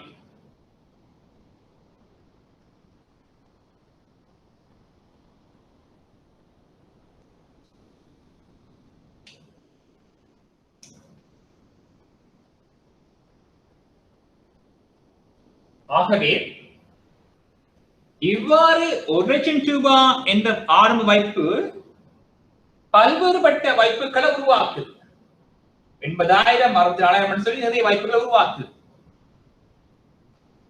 எனவே நாங்கள் பார்க்க வேண்டும், இந்த வங்கித்துறையினால் வழங்கப்படக்கூடிய மொத்த கடன்களின் அளவு யாதுன்னு சொல்லி நாங்கள் கவனிக்க வேண்டும். ஆகவே இந்த ஆரம்ப வாய்ப்பு வங்கிக்கு வர ஆரம்ப வாய்ப்பு 1,00,000 ரூபாய். இந்த 1,00,000 ரூபாய் வந்து எல்லா வங்கிகளும் சேர்ந்து இந்த உருவாக்கக்கூடிய மொத்த வாய்ப்புகள் அளவு யாது, மொத்த கடன்களின் அளவு யாது என்பதை நாங்கள் கணிப்பிட வேண்டும். இலகுவான கணிப்பிடலாம். நாங்கள் கணிப்பிடுவதற்கு நாங்கள் பயன்படுத்த வேண்டிய முறை ஒன்று இருக்குது. நாங்கள் அந்த கடனாக்க பெருக்கி அல்லது வைப்பாக்க பெருக்கியை நாங்கள் கண்டுபிடிக்க வேண்டும். அதாவது மணி மல்டிப்ளையர், கிரெடிட் கிரியேஷன், அந்த மல்டிப்ளையர் கண்டுபிடிக்கணும். மல்டிப்ளையர் பெருக்கி கண்டுபிடிக்க வேண்டும். மணி மல்டிப்ளையர் கண்டுபிடிக்கும். அதனுடைய சமன்பாடு தெரியணும் உங்களுக்கு. அது நாங்கள் கே என்று அழைப்போம். பெருக்கி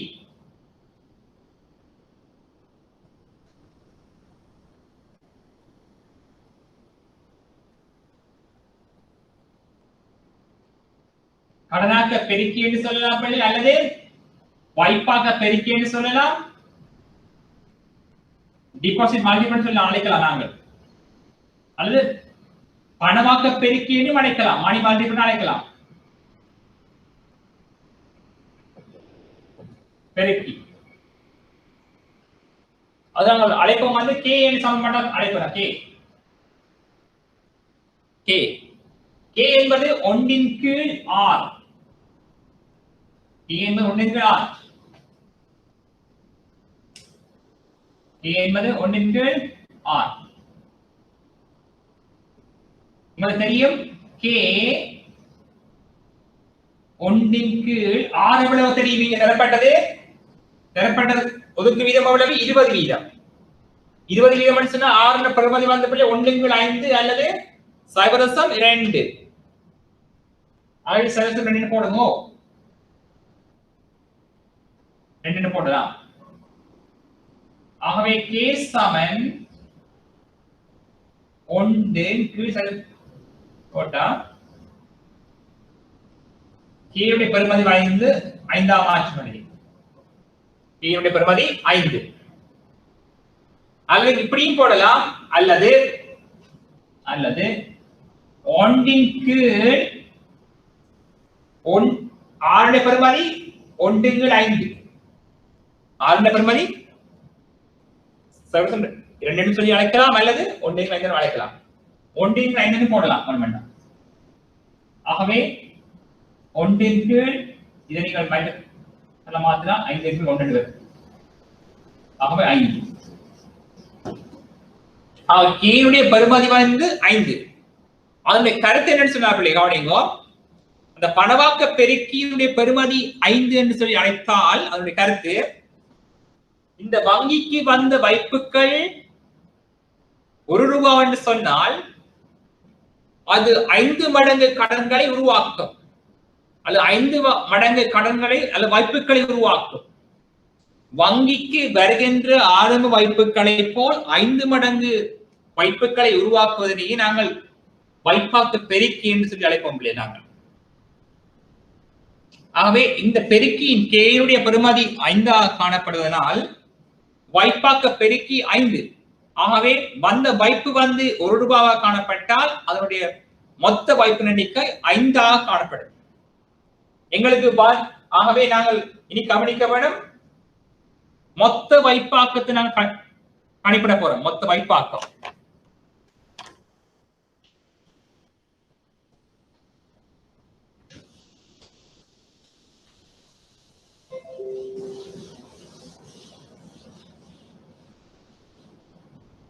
வைப்பாக்கம்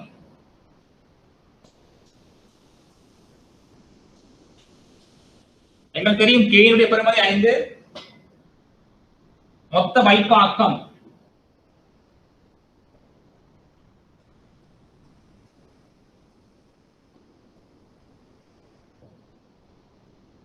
எப்படி காணன்னு சொன்னாங்களே, மொத்த வைப்பாக்கத்தை நாங்கள் கேயுடைய பெறுமதியை பெருக்கி தர ஆரம்ப வைப்பு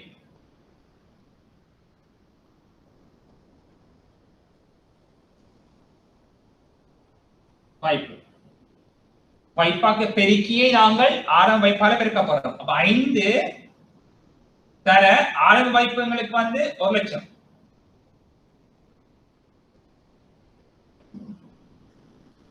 ஆகவே மொத்த வைப்பு எங்களுக்கு கிடைக்கும் வந்து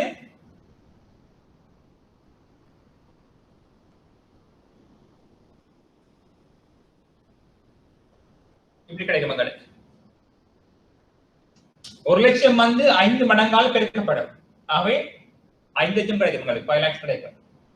5 into 1 lakh equal 5 lakhs கிடைக்கும்.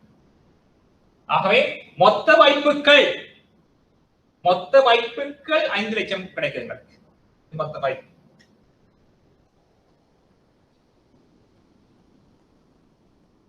மொத்த வைப்பு 5. இனி பார்க்க வேணும் மொத்த கடன் அளவு யாருன்னு கேட்பேன். அடுத்த கேள்வி கேட்பேன், மொத்த கடன் அளவு யார்? மொத்த கடன் அளவு யாருன்னு கேட்பேன் கேள்வி.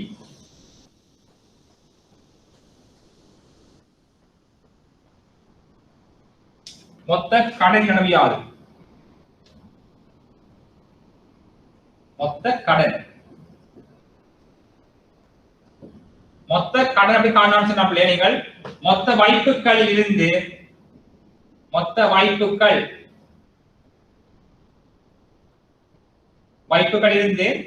மொத்த ஒதுக்கத்தை கழியுங்க, மொத்த காசுக்கு கழியுங்க, மொத்த காசு ஒதுக்கு.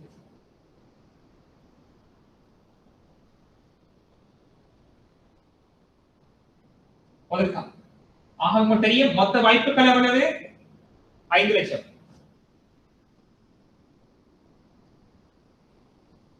மொத்த ஒதுக்கத்தை காணணும். மொத்த ஒதுக்கம் அது தெரியும். மொத்த ஒதுக்கம் மொத்த வாய்ப்பு 5 லட்சம் என்று சொன்னால் மொத்தமா ஒதுக்கம் எவ்வளவு? நாங்கள் ஒதுக்க வீதம் எவ்வளவு? 20 வீதம். ஒதுக்கு வீதம் 20. ஆகவே உங்களுக்கு தெரியும் 5 லட்சம் போட்டீங்கன்னு சொன்னால் மொத்த ஒதுக்கம் வந்து 1 லட்சம் பெறும்.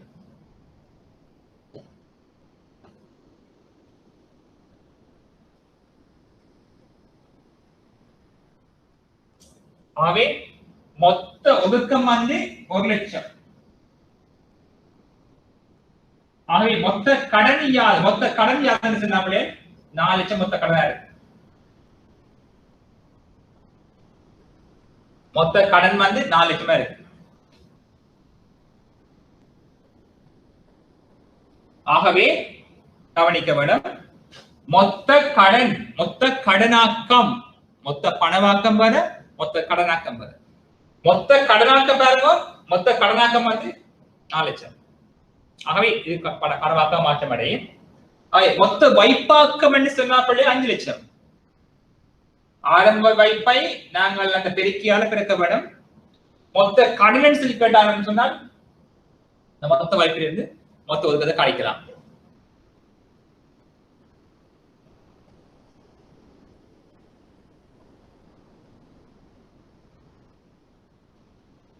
இனி கவனிக்க வேண்டும். இனி கேட்பார்கள், இந்த வங்கித்துறையின்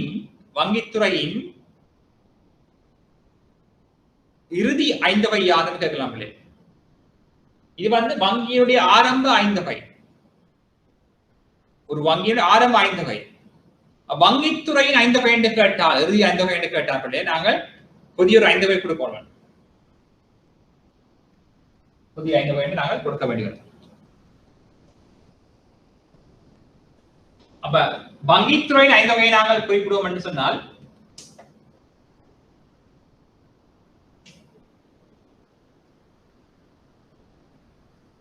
இது வங்கித்துறை 5 தொகை.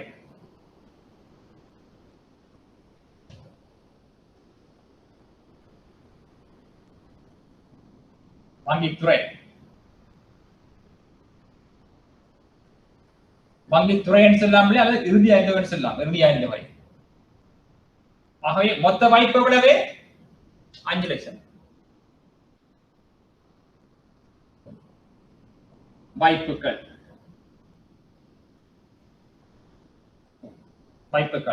ஒதுக்கம் வந்து 20 வீதம் 5 லட்சத்துக்கு 1 லட்சம். அவை மொத்த கடன்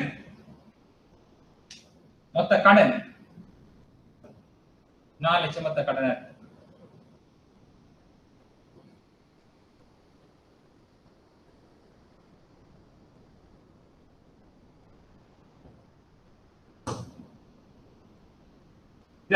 இறுதி 5 தொகை. இறுதி 5 தொகையா இருக்கு.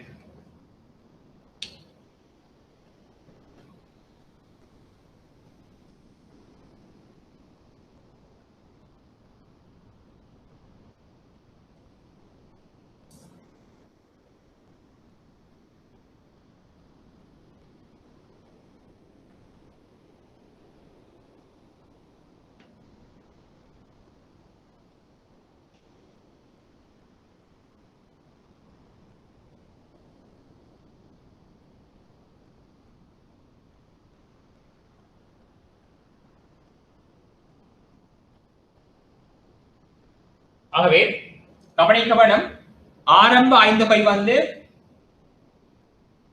இது ஆரம்ப 5 தொகை, இது இறுதி 5 தொகை. ஆகவே முதலாவது வங்கியின் 5 தொகை இவ்வாறு இருக்கும். அதை கவனித்து பாருங்கள். ஒரு தொடர்பு பாருங்க பிள்ளைகள். இந்த கடன் இந்த ஒதுக்கத்தின் பெறுமதி பாருங்க. இந்த ஒதுக்கத்தின் பெறுமதி இந்த வைப்பின் பெறுமதி ஒரே மாதிரி இருக்குது இறுதியா பெறும் ஒரு தொடர்பு இருக்கு. அந்த ஆரம்ப வைப்பினுடைய தொகையும் அந்த இறுதியாக வார 5 வகையினுடைய ஒதுக்கத்தின் பெறுமதி ஒரே மாதிரி இருக்கு.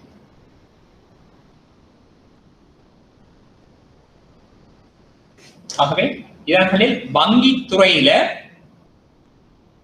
காணப்படுகின்ற ஆரம்ப 5 வகை இறுதி 5 வகை, அதாவது மொத்த வைப்புகள் மொத்த ஒதுக்கங்கள் அந்த மொத்த வைப்பு இருந்து மொத்த ஒதுக்கத்தை கழித்துவோம் என்று சொன்னால் எங்களுக்கு மொத்த கடனாக்கம் அல்லது மொத்த பணமாக்கம் கிடைக்கும். இப்ப சந்தையில அந்த சுற்றோட்டத்தில் ஏற்படக்கூடிய பணத்தினுடைய அதிகரிப்பு 4 லட்சம் ரூபாய் காணப்படும் முடியும். அப்ப சுற்றோட்டத்தில் வந்து பண நிரம்பல் 4 லட்சம் ரூபாய் அதிகரிக்கும் இந்த வங்கித்துறை கடன் ஊடாக.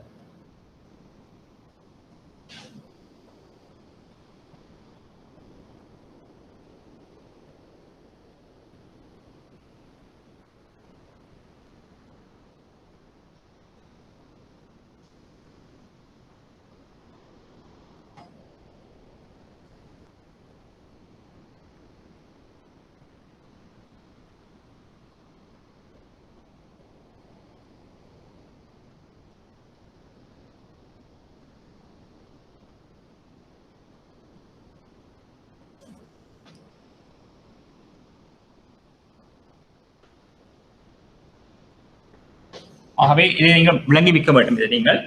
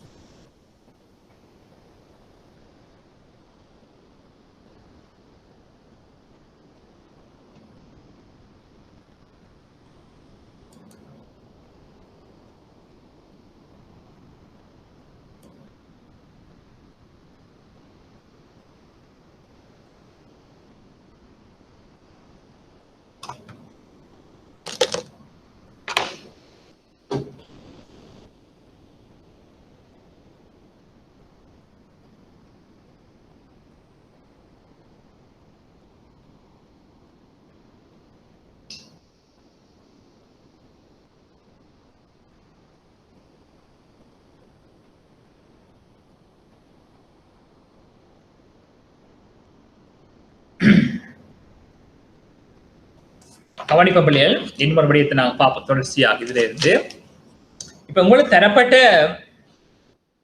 காசொதுக்கி வீதத்தினுடைய அளவை பார்த்தீங்கன்னு சொன்னா பிள்ளைகள், காசொதுக்கி வீதம் வந்து 20 வீதம், 120 வீதம். இந்த காசொதுக்கி வீதம் வந்து தரப்பட்ட காசொதுக்கி வீதம் வந்து 20%. 20 வீதம். இப்ப மத்திய வங்கி அறிவிக்கின்றது காசொதுக்கி வீதம் 10% என்று அறிவிக்குது மத்திய வங்கி. காசொதுக்கி வீதம் 10% என்று சொல்லி அறிவிக்கும்.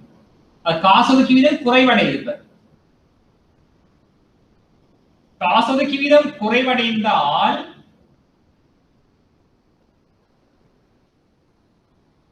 நாட்டில கடனாக்கத்தின் அளவு யாது என்று சொல்லி கேட்போம் பிள்ளையா.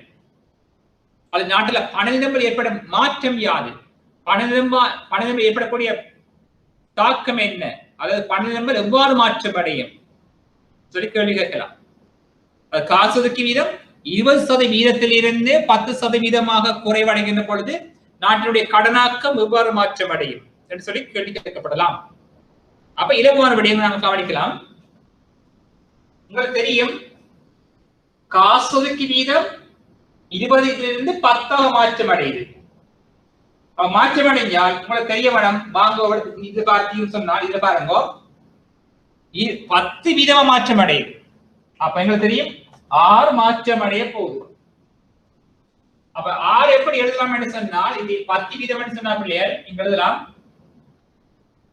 100க்கு 10 தானே.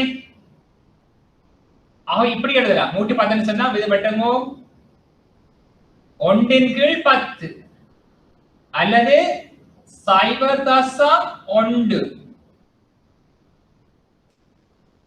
10% என்று சொன்னால் 10% என்று சொன்னால் 100க்கு 10 தானே, அவை 1/10 என்று எழுதலாம். அல்லது 0.1. 10% என்று சொன்னால் 1 ரூபாவுக்கு எவ்வளவு, 10%. அது எப்படி எழுதுறது, 0.1. 10% என்று சொன்னா நீ கவனிக்கணும், 1 ரூபா எவ்வளவு பார்க்கணும், 1 ரூபாவுக்கு எவ்வளவு 10. அவை 10%.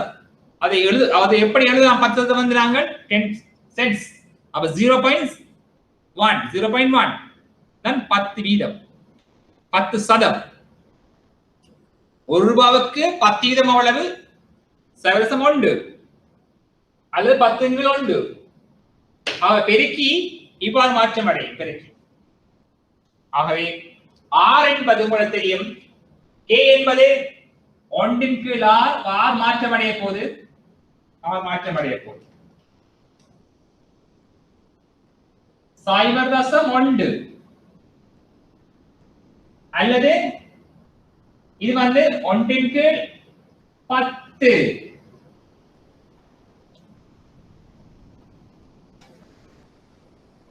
ஆகவே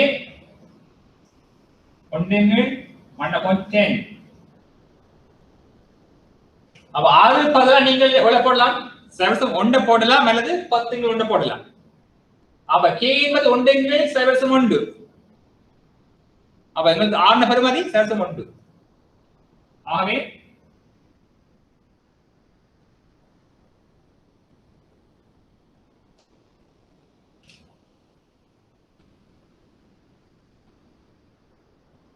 இப்ப வந்து இது வந்து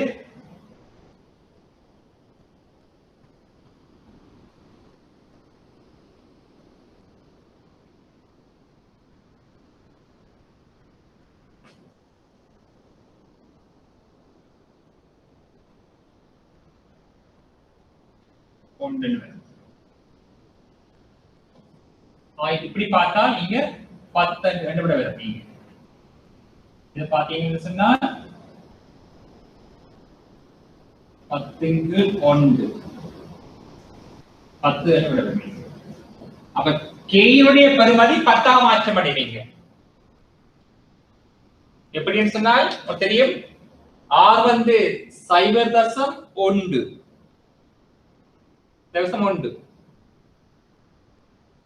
ஆகவே 1/0.1 வந்தால்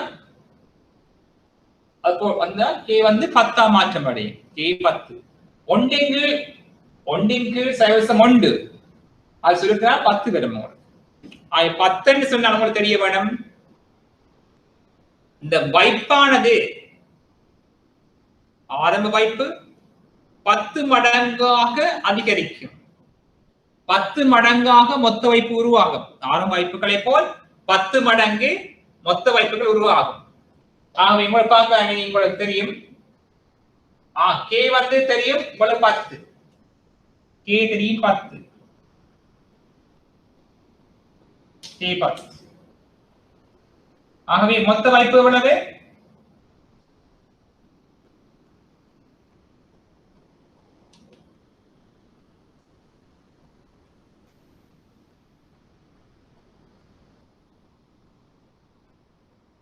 10 லட்சம் 10 லட்சம் அப்படின்னு சொன்னா 1 மில்லியன் 10 லட்சம் 1 மில்லியன் சொல்லலாம். அவை மொத்த வாய்ப்புகள் ஆரம்ப வாய்ப்பு வந்து 10 மடங்கால் அதிகரிக்கிறீங்க. ஆகவே மொத்த வாய்ப்புகள் 10 லட்சம். மொத்த வாய்ப்புகள் 10 லட்சம் இங்கே பெறும். மொத்த ஒதுக்கு எவ்வளவுன்னு பார்க்கணும் நாங்க பிள்ளைங்க. மொத்த ஒதுக்கு 10 லட்சத்துக்கு 10 வீதம் பார்க்கணும். 10 வீதம்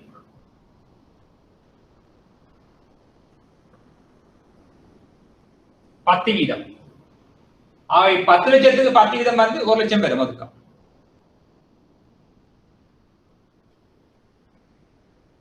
10 லட்சத்துக்கு 10 வீதம் வந்து 1 லட்சம் பெறும் ஒதுக்கம். என்ன அழகான விடைய பாருங்க. இங்க வந்து இது மாறும் இல்லையா? 10 வீதம் தானே இருக்கு. இதுக்கு 1 லட்சம் வருவீங்க 10,000 வரும். 10,000 இங்க மாறும். என்ன விதம் சொன்னா பாருங்க. எப்பவும் வந்து ஒதுக்கமும் ஆரம்ப வைப்பு சமனா இருக்கும். இந்த மொத்த ஒதுக்கமும் ஆரம்ப வைப்பு சமனா இருக்கு. ஆகவே மொத்த வாய்ப்புகளை விட பாருங்க.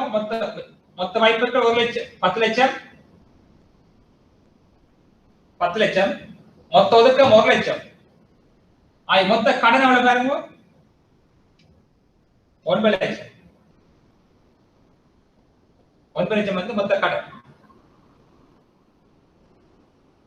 9 லட்சம் மொத்த கடனா இருக்கு.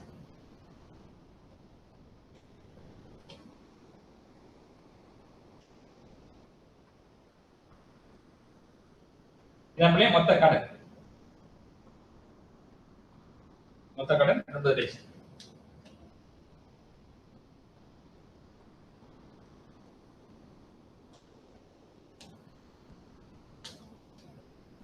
ஆகவே காசொதுக்கி வீதம் வந்து 20 10 மாற்றம் அடைகின்ற பொழுது மொத்த கடனானது அதிகரிக்குது பிள்ளை. முதல்ல 5 லட்சத்திலிருந்து இப்ப வந்து 9 லட்சம் அதிகரிக்குது. காசொதுக்கி வீதம் குறைந்தால் மொத்த கடனாக்கம் அதிகரிக்கும். மாறாக காசொதுக்கி வீதம் அதிகரித்தால் மொத்த கடன் குறையும். ஆகவே விளங்கி வையுங்கோ. காசொதுக்கி வீதம் குறைகின்ற பொழுது 20 10 மாற்றம் அடைகின்ற பொழுது பெருக்கி மாற்றம் அடையும். உங்களுக்கு 20 வீதமாக இருக்க பெருக்கின் அளவு 5 இருந்தது. 10 வீதம் மாறைக்கு பெருக்கின் அளவு 10 மாறும். அவை கடனாக்கமும் மாற்றம் அடையுது.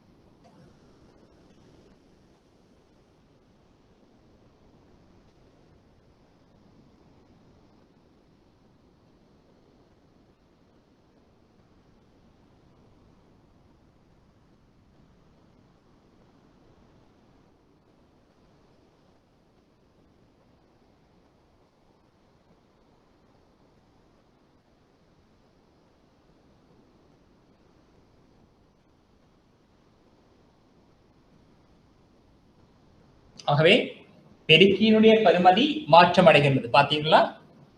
ஆகவே காசொதுக்கி வீதம் மாற்றம் அடைகின்ற பொழுது, காசொதுக்கி வீதமானது மாற்றம் அடைகின்ற பொழுது நாட்டினுடைய கடனாக்கம் பணவாக்கம் மாற்றம் அடையும். காசொதுக்கி வீதம் குறைகின்ற பொழுது, காசொதுக்கி வீதம் குறைந்தால் கடனாக்கம் அதிகரிக்கும்.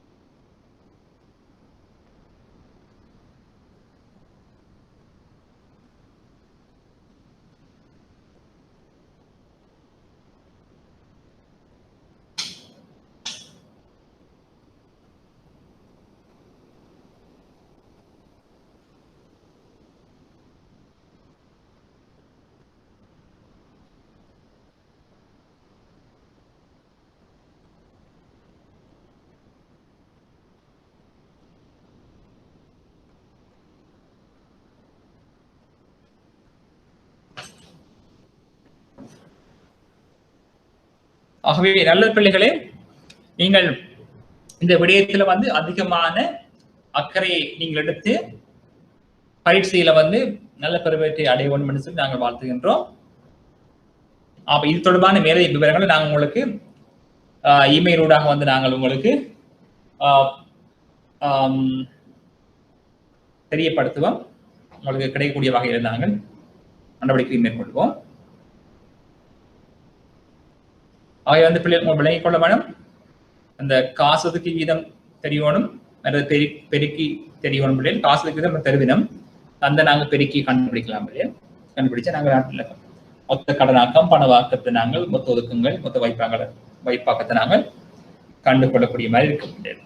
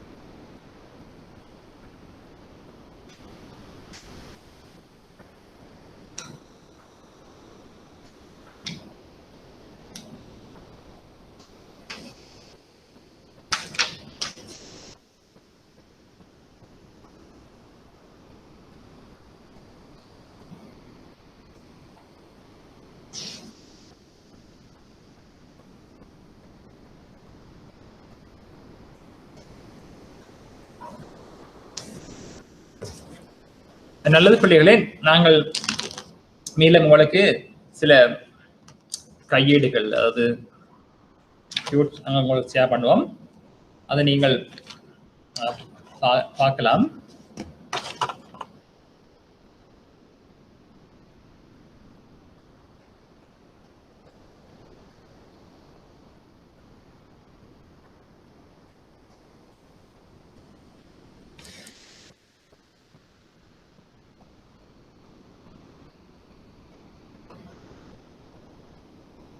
இது வந்து மத்திய வங்கியின் பிள்ளைகள் வெளியிட இருக்கு. இது வந்து நீங்கள்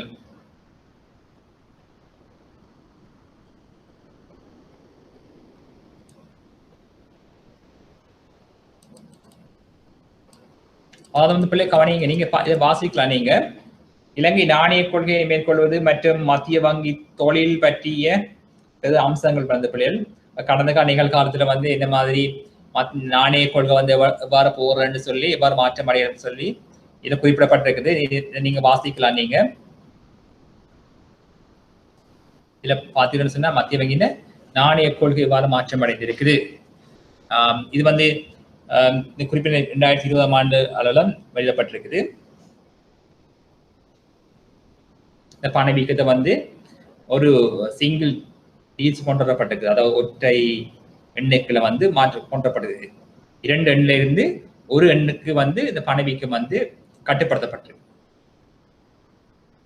எவ்வாறு கட்டுப்படுத்தப்பட்டது சம்பந்தமாக வந்து இங்க இந்த கட்டுரையில வந்து குறிப்பிட்டிருக்கணும். இது வந்து மிகவும் உங்களுக்கு வந்து பிரயோசனமாக இருக்கும். அதுதான் உங்களுக்கு ஷேர் பண்றேன்.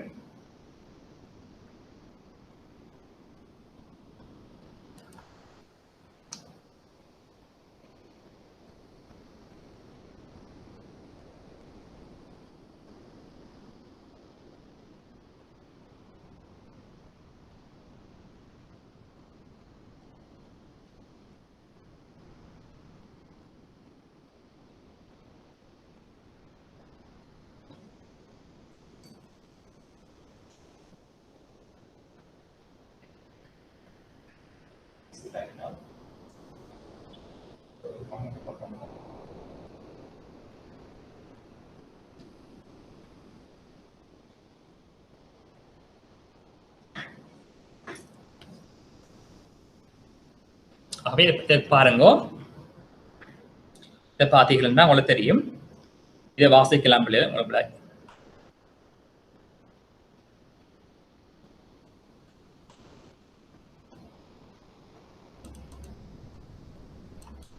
இலங்கையில பணவீக்கம் வந்து பிள்ளைகள் ஒரு எண்ணுக்கு வந்து கட்டுப்படுத்தப்பட்டிருக்கின்றது. முதல் அதாவது 10க்குள்ள 10 என்பது வந்து இரட்டை எண், 2 தாரங்களை கொண்டிருக்கும். இது வந்து ஒரு எண்ணுக்குள்ள வந்து கட்டுப்படுத்தப்பட்டிருக்குன்னு சொல்லி குறிப்பிடப்படுது. இங்க இதை நீங்க வாசிக்கலாம் பிள்ளைகள், இலவா விளங்கிக் கொள்ளக்கூடிய மாதிரி இருக்குது. இதுல பாருங்க பிள்ளைகள், இந்த சாத்தியமற்ற முக்கோண கோட்பாடு அடிப்படையில் வந்து நாடுகளால் அவற்றின் பேரெண்ட பொருளாதாரம் மற்றும் நிதியியல் சந்நிலைமைகள் என்பவற்றினை பொறுத்து குறைந்தபட்சம் 3 வேறுபட்ட நாணய கொள்கைகளின் இணைப்பினை பின்வருமாறு மேற்கொள்ள முடியும் என்று சொல்லப்பட்டிருக்குது. அந்த பேரின பொருளாதாரம் சொன்னாலே மேக்ரோ எக்கனாமிக்ஸ் சொல்றது வந்து, அதாவது பொருளாதார வளர்ச்சி, அபிவிருத்தி, பணியிடம்பல் போன்ற விடயங்களை நாங்கள் சனத்தொகை எல்லாம் வந்து பேரின பொருளாதாரம் என்ற விடயத்துக்கு வரும். இங்க நிதியியல் சந்தை என்று சொல்ற பொழுது பிள்ளை நீங்கள் வங்கித்துறை, அடுத்தது காப்புறுதி, அடுத்தது வந்து பங்கு சந்தை, மூலதன சந்தை எல்லாமே வந்து நிதி சந்தைக்குள்ள வந்து வரும். இங்க பாத்தீங்கன்னு சொன்னா திறந்த மூலதன கணக்கினையும் நிலையான செலாவணி வீதத்தினையும் பேணுகின்ற வழியில் சுயாதீனமான நாணய கொள்கையினை விட்டுவிடுதல் சொல்லப்படுது பிள்ளைகள். ஆகவே நிலையான செலாவணி வீதம் என்று சொன்ன அப்படின்னா சொல்றது வந்து அந்த ஃபிக்ஸ்ட் எக்ஸ்சேஞ்ச் ரேட்னு சொல்லுவோம். அதாவது நாங்கள் வந்து ஒரு பொதுவான ஒரு உறுதியான நாணய மாற்று வீதத்தினை வந்து நாங்கள் பேண வேணும். அப்ப நாணய மாற்று வீதம் வந்து அடிக்கடி வந்து தளம்பல் அடையும். எவ்வாறு தளம்பல் அடையுதுன்னு சொன்னா, வெளிநாட்டு நாணயத்துக்கான கேள்விக்கும் வெளிநாட்டு நாணயத்துக்கான நிரம்பலுக்கும் இடையே வந்து வேறுபாடு காணப்படும். வெளிநாட்டு நாணயத்துக்கான கேள்வியும் நிரம்பலும் மாறுபடுகின்ற பொழுது நாணய சந்தையில வந்து அந்த வெளிநாட்டு நாணயத்தினுடைய விலை வந்து மாற்றம் அடையும். அது சொல்றது நாங்கள் நாணய மாற்று வீதம் தளம்பல் அடையும் பிள்ளை. அவை எங்களுக்கு வந்து அதிகமாக வந்து பொதுவாக வெளிநாட்டு நாணயத்துக்கான கேள்வி அதிகரிச்சு கொண்டு போகுது. அப்ப அதிகரிப்பதற்கான காரணம் என்னன்னு சொன்ன பிள்ளைகள், அந்த அதிகளவு நாங்கள் பொருட்களை வந்து இறக்குமதி செய்கிறோம். அதிகளவு பொருட்களை இறக்குமதி செய்தால் நாங்கள் வெளிநாடுகளுக்கு கூடிய அளவு அந்நிய செலாவணியை கொடுக்க வேண்டி வருது. இதனால கேள்வி கூடுது. ஆகவே எங்களுக்கு வெளிநாட்டு நாணயத்தின் நிரம்பல் குறைவாக இருக்குது. அந்த நிரம்பல் எப்படி கிடைக்கும் என்று சொன்னா, நாங்க வெளிநாட்டுக்கு அதிகளவு பொருட்களை நாங்கள் ஏற்றுமதி செய்ய வேணும். இப்போ அதிகளவு பொருட்களை வந்து நாங்கள் வெளிநாடுகளுக்கு ஏற்றுமதி செய்வதன் ஊடாக அந்நிய செலாவணி சம்பாத்தியத்தை பெற்றுக்கொள்ளலாம். அப்ப நாங்கள் ஏராளமாக வந்து பொருட்களை நாங்கள் வெளிநாடுகளுக்கு ஏற்றுமதி செய்தோம்னு சொன்னா வெளிநாட்டில் இருந்தவங்களுக்கு வெளிநாட்டு நாணயங்களுக்கு கிடைக்கும். இவ்வாறு வெளிநாட்டு நாணயங்கள் அதிகளவு கிடைக்கின்ற பொழுது எங்களுக்கு அந்நிய செலாவணி சம்பாத்தியம் ஏற்படும். இதனூடாக வெளிநாட்டு நாணயத்தின் நிரம்ப அதிகரிக்கின்ற பொழுது வெளிநாட்டு நாணயத்தின் விலை உள்நாட்டில் குறைவடைய பார்க்கும். அப்ப நாணய மாற்றீடும் எங்களுடைய ரூபாயின் பெறுமதி அதிகரிக்கும். ரூபாயின் பெறுமதி அதிகரிக்கும். இப்ப நாணய மாற்றீதம் வீழ்ச்சி அடைகின்ற பொழுது எங்கள் ரூபாயின் பெறுமதி வீழ்ச்சி அடையும். ஆகவே நாணய மாற்றீதம் வந்து உறுதியாக இருக்க வேணும், கட்டுப்பாட்டுகள் இருக்க வேணும். ரூபாயின் பெறுமதி அதிகரிக்க வேணும். எங்கள் ரூபாயின் பெறுமதி தற்பொழுது வீழ்ச்சி அடைந்து போகுது. காரணம் வந்து வெளிநாட்டு நாணயத்தின் நிரம்பல் குறையுது, ஆனா கேள்வி அதிகரித்து போகுது. இது வந்து பொருளாதாரத்துக்கு பாதகமான விளைவைத்தான் ஏற்படுத்தும். இது வந்து அப்ப நாணய கொள்கையும் வந்து சுயாதீனமாக இயங்க வேண்டும் என்று சொல்லப்படுறீங்க. அப்ப நாணய கொள்கை என்று சொன்னாலே இந்த நாட்டினுடைய பண நிரம்பல் மற்றும் வட்டி வீதங்களை வந்து சுயாதீனமாக இயங்க வேணுமா. அப்ப வட்டி வீதங்களில் வந்து அதிக அளவு தலையீட்டை வந்து மத்திய வங்கி கொண்டிருக்கும். இதை வந்து கொஞ்சம் கட்டுப்படுத்தி குறைக்க வேண்டும். அப்ப வட்டி வீதங்களை அதிகரித்தால் என்ன நடக்கும் என்று சொன்னால், அந்த முதலீடுகள் வந்து பெருமளவுல பாதிப்படையும். வட்டி வீதங்கள் குறைக்கின்ற பொழுதுதான் அதிக அளவு கடன்களை முதலீட்டாளர்கள் எடுப்பினர். அப்ப முதலீட்டாளர்கள் அதிக கடன்கள் எடுக்கின்ற பொழுது முதலீடு அதிகரிக்கும். முதலீடு அதிகரிக்கின்ற பொழுது நாட்டில வந்து உற்பத்திகள், வேலை வாய்ப்புகள் போன்றவை வந்து விரிவடையும். இதனால வந்து பொருளாதார வளர்ச்சி, வறுமை, பொருளாதார வளர்ச்சி ஏற்படும், வறுமை குறைவடையும், தங்கி வாழ அளவு குறைவடையும், ஏற்றுமதியில் அதிகரிக்கும். இவ்வாறான பல்வேறுபட்ட துறைகளில் வந்து அபிவிருத்திகள் இடம்பெறும். மற்றும் மூலதன கட்டுப்பாடு இணைந்து நிலையான செலாவணி வீதத்துடன் சுயாதீனமான நாணய கொள்கையை ஏற்படுத்தலாம் என்று சொல்லப்பட்டிருக்கு. நெகிழ்ச்சி வாய்ந்த செலாவணி வீதத்துடன் திறந்த மூலதன கணக்கினையும் நாணய சுயாதீனத்தையும் பேணுதல். எங்களோட நாணய மாற்று வீதம் வந்து ஆரம்பத்துல வந்து ஒரு உறுதியான நாணய மாற்றி தான் காணப்பட்டது, பிக்ஸ்ட் எக்ஸ்சேஞ்ச் ரேட்டா காணப்பட்டது. ஒரு நாணயம் வேறொரு நாணயத்துடன் வந்து அது பிணைக்கப்பட்டு உறுதியாக இருந்தது, அது மாற்றம் அடையாத காணப்பட்டது.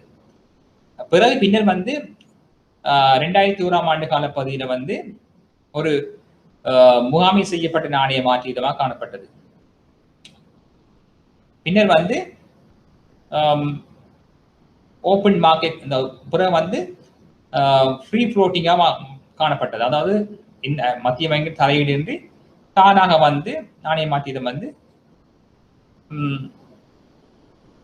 செயற்படுது.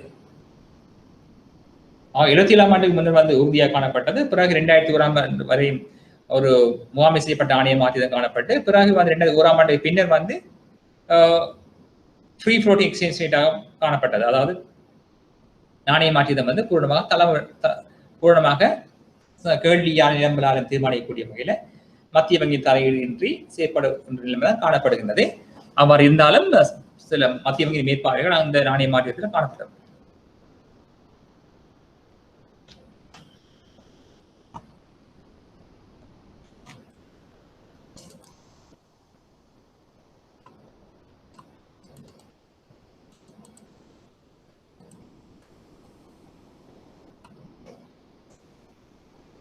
நிலையான செலாவணி வீதம், நிலையான செலாவணி வீதம் சொல்லி அழைக்கப்படுறீங்க.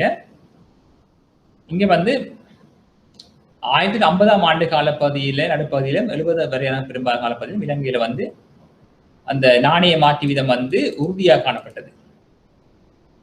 இது வந்து உறுதியாக காணப்பட்டது நிலைமையான் முதலாவது ஒன்று சொல்லப்பட்டது.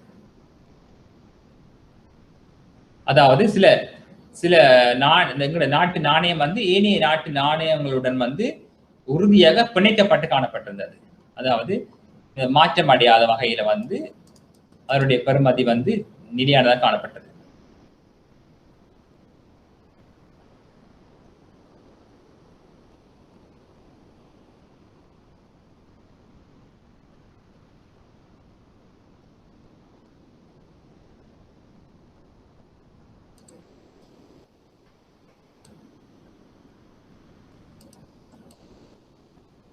உங்களுக்கு தெரியும் 1950ஆம் ஆண்டு தான் எங்களோட மத்திய வங்கி வந்து உருவாக்கப்பட்டது. அந்த 49ஆம் இலக்க நாணய சட்டத்தின் அடிப்படையில் உருவாக்கப்பட்டது என்று பார்த்து நீங்கள்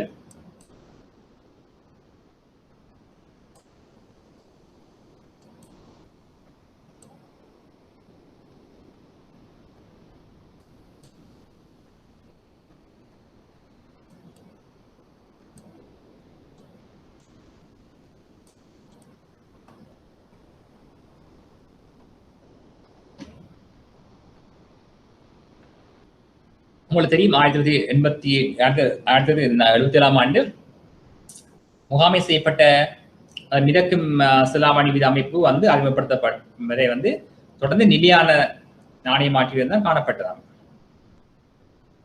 அதாவது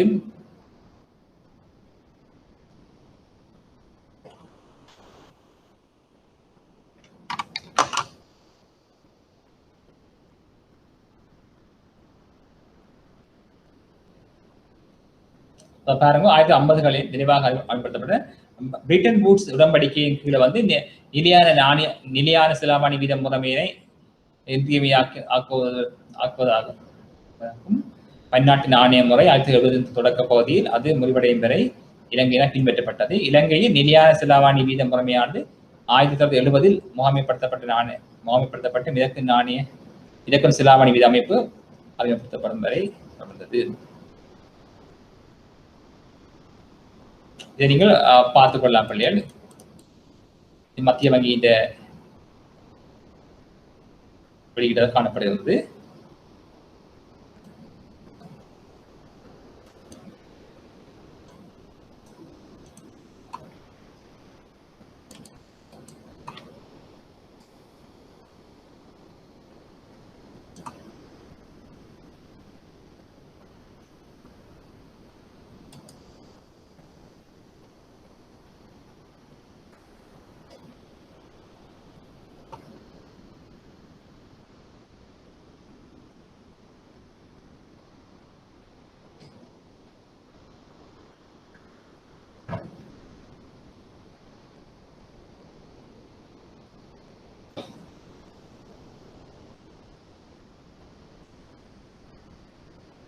இது வந்து நாணய மாற்றி வீதம் எவ்வாறு மாற்றம் அடைகின்றதுன்னு சொல்லி காணப்பட்டது.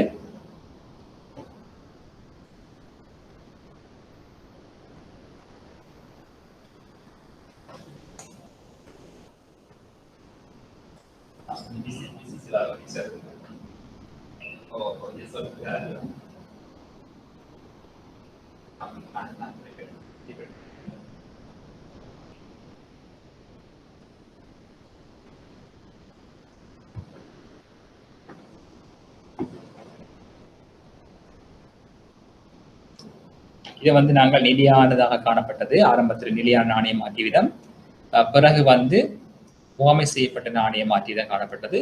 அதன் பின்னர் வந்து முழுமையாக வந்து மிதக்க விடப்பட்ட நாணய மாற்றி வீதம் காணப்படுகிறது. நிலையான நாணய மாற்றி வீதம் காணப்படுகிற பொழுது அந்த எங்களுடைய நாட்டு நாணயம் வந்து ஏனைய நாட்டு நாணயத்தோட வந்து பிணைக்கப்பட்ட நிலைமை காணப்பட்டது. ஒரு டாலர் வந்து 4 ரூபாய் என்று சொன்னா 4 ரூபாய் தான், அது மாற்ற முடியாது குறிப்பிட்ட காலத்துக்கு வந்து. பின்னர் அதன் பின்னர் வந்து அந்த மிதக்க விடப்பட்ட அதன் பின்னர் வந்து முகாமை செய்யப்பட்ட நாணய மாற்றி காணப்பட்டது. இதன் பொழுது மத்திய வங்கி என்ன செய்யும் சொன்னா அந்த நாணயத்தை மிதக்க விட்டிருக்கும். ஆனாலும் வந்து அரசாங்கம் மத்திய வங்கியினுடைய கட்டுப்பாடு காணப்படும். அதாவது குறிப்பிட்ட எல்லைக்கு மேல வந்து நாணய மாற்றி வீதம் வந்து தளம்பல் அடைவதற்கு மத்திய வங்கி அனுமதிக்கப்பட மாட்டாது, அனுமதிக்க இடம் கொடுக்காது. ஆனால் 2001ஆம் ஆண்டு பின்னர் வந்து நாணய மாற்றி வீதம் வந்து முழுமையாக வந்து மிதக்க விடப்பட்டது. மத்திய வங்கியினுடைய தலையீடு இன்றி முழுமையாக வந்து அது வந்து மிதக்க விடப்பட்டிருக்குது. இதுல பார்த்து தெரியும் உங்களுக்கு. நிலையான காணப்பட்டது, முகாமை பயன்படுத்தப்பட்டது, பிறகு முழுமையாக மிதக்கப்படப்பட்டது. முழுமையாக மிதக்கப்பட்டது என்று சொன்னா இந்த கேள்வியான நிரம்பராலும் தான் நாணய மாற்றி தற்பொழுது தீர்மானிக்கப்பட்டது. அப்ப எவ்வளவு கேள்வி கூடுதோ வெளிநாட்டு நாணயத்துக்கு அதன் நிலை அதிகரிக்கும், வெளிநாட்டு நாணயத்தின் நிலை அதிகரிக்கும். அது வந்து பொதுவாக வந்து மத்திய வங்கி ஓரளவு சில கட்டுப்பாடுகளை மேற்கொள்ளத்தான் செய்யும் தற்பொழுதும்.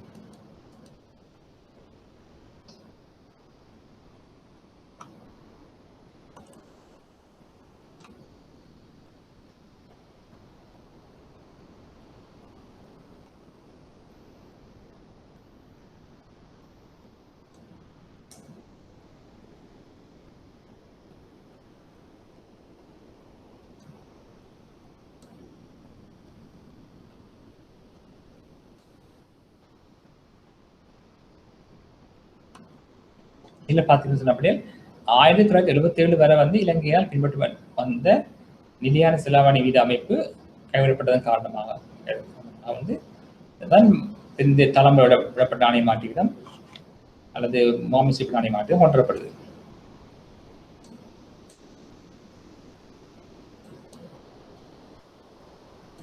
இதை நீங்க வாசித்து கொள்ளலாம். உங்களுக்கு மேலதிகமான விளக்கத்தை தெரிவிந்தது.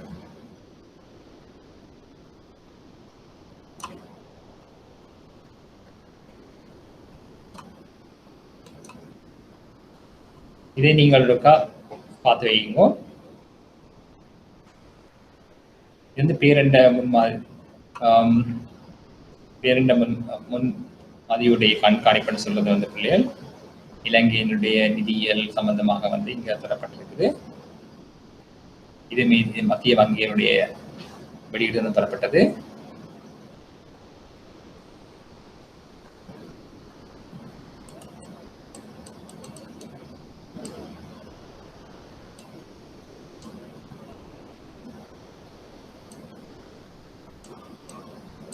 இது வந்து நிதிய உறுதிப்பாட்டு குறிகாட்டிகள் சொல்லி தரப்பட்டிருக்கு. மத்திய வங்கியின் குறிக்கோள் தெரியும். இந்த குறிக்கோள் வந்து நிதிய உறுதிப்பாடு வந்து முக்கியமானதாக காணப்படுகிறது. அதாவது சந்தை மற்றும் வங்கியில்லாத்துறை வந்து உறுதியாக இருக்க வேண்டும். ஏனென்று சொன்னால் அதுல முதலீடு செய்த வாடிக்கையாளருடைய நன்மதிப்பை பாதுகாக்கக்கூடிய வகையில் மத்திய வங்கி வந்து நடவடிக்கைகளை மேற்கொள்ள வேண்டும். அந்த நிதி சந்தைகள் வந்து தொடர்ந்து இயங்கக்கூடிய வகையில வந்து மத்திய வங்கியினுடைய செயற்பாடு அமைய வேண்டும். குறிப்பாக வந்து நிதி சந்தையில வந்து நிதி நிறுவனங்கள் முடிவடைந்தால் அது வந்து பொருளாதாரத்துக்கு பாதகமான தன்மை தான் ஏற்படுத்தும். அந்த நிதி நிறுவனங்களுடைய பங்களிப்பு வந்து உற்பத்தி துறைக்கு மிகவும் இன்றியமையாதது. நிதி நிறுவனங்கள் வந்து அதிக அளவு கடன் கொடுக்கின்ற பொழுது அதை வந்து அதனுடைய முதலீடு அதிகரிக்கும். உற்பத்தியாளருடைய முதலீடு அதிகரித்து உற்பத்திகள் அதிகரித்து பொருளாதார வளர்ச்சி ஏற்படுவதற்கு வழிவகை ஏற்படுத்தும்.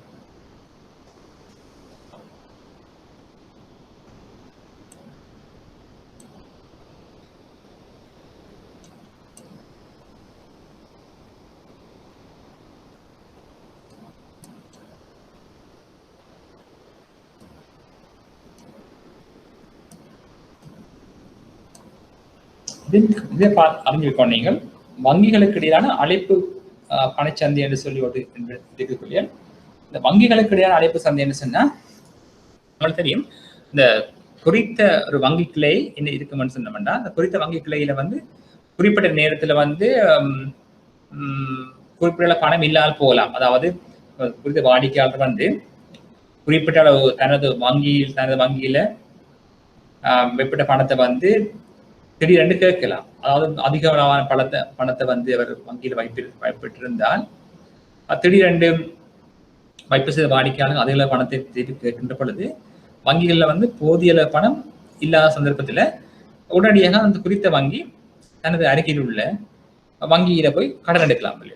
அது சொல்றது இந்த அழைப்பு கடன் சந்தைன்னு சொல்லி அழைக்கிறது வந்து, அதாவது உடனடியாக ஒரு நோட்டை ஒரு சின்ன குறிப்பை வரைவதன் ஊடாக மற்ற வங்கியில போய் கடன் எடுத்துக் கொள்ளலாம். அருகில் வங்கியில் கடன் எடுத்துக் கொள்றது. இந்த கடன் எடுக்கின்ற பொழுது இது வந்து மிகவும் ஒரு 24 மணி நேரத்துக்கு உட்பட்ட கடனாக தான் காணப்படலாம். அநேகமா அழைப்பு கடன் சந்தை என்று அழைக்கிறது. அப்ப இதுக்கு வந்து வட்டி வழங்கப்படுது.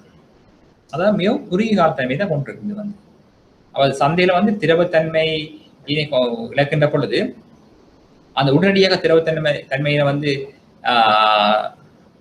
அதிகரிப்பதற்காக அருகில் உள்ள வங்கியில போய் ஒரு வங்கிக்கு இன்னொரு வங்கியில போய் கடனை பெற்றுக்கொள்ள நடவடிக்கை தான் அழைப்பு கடன் சந்தை. வங்கிகளுக்கு இடையே மேற்கொள்ளப்படுகின்ற கடனை தான் இது வந்து குறிப்பிடுகின்றது. இது வந்து மிகவும் குறுங்காலம், வித்தின் 24 ஹவர்ஸுக்குள்ள இந்த கடனை வந்து ஒரு இரவுக்குள்ளே அந்த கடனை வந்து கொடுத்து தீர்ப்பினம். அப்படி இருக்கிற ஒரு குறுங்காலத்துல வட்டியையும் அளவிடப்படுகிறது. வந்து அதுதான் சொல்றது அழைப்பு கடன் சந்தைன்னு சொல்லி அழைக்கிறது. வங்கிகளுக்கு இடையிலான அழைப்பு கடன் சந்தை அல்ல பணச்சந்தைன்னு சொல்லி அழைக்கிறது. வந்து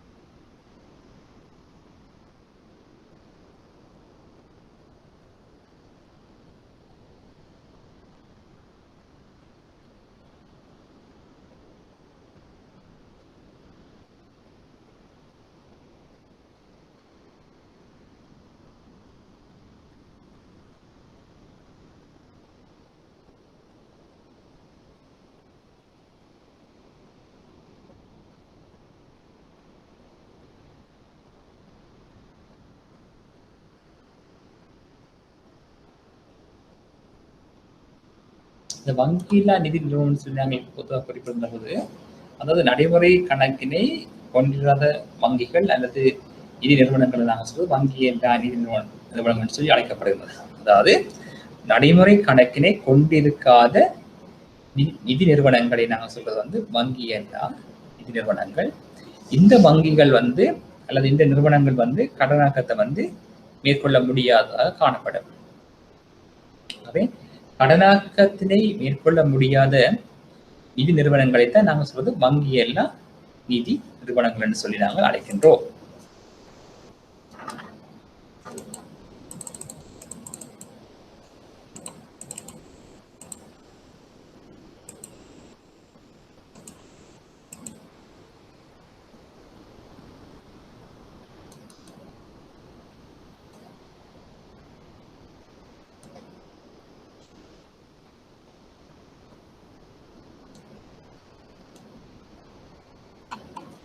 இதை நீங்கள் கவனித்துக் கொள்ளுங்கள். அதாவது நாணய முகாமைத்துவம் சொல்லி இதை கொஞ்சம் பாருங்கள். என்னன்னு சொன்னா, இது வந்து நாணய சபை நாணய சட்டங்கள் சம்பந்தமாக குறிப்பிடப்பட்டிருக்கு. இந்த மத்திய வங்கியினுடைய உருவாக்கத்துக்கு இந்த நாணய சட்டம் தான் பயன்படுத்தப்பட்டிருக்கின்றது.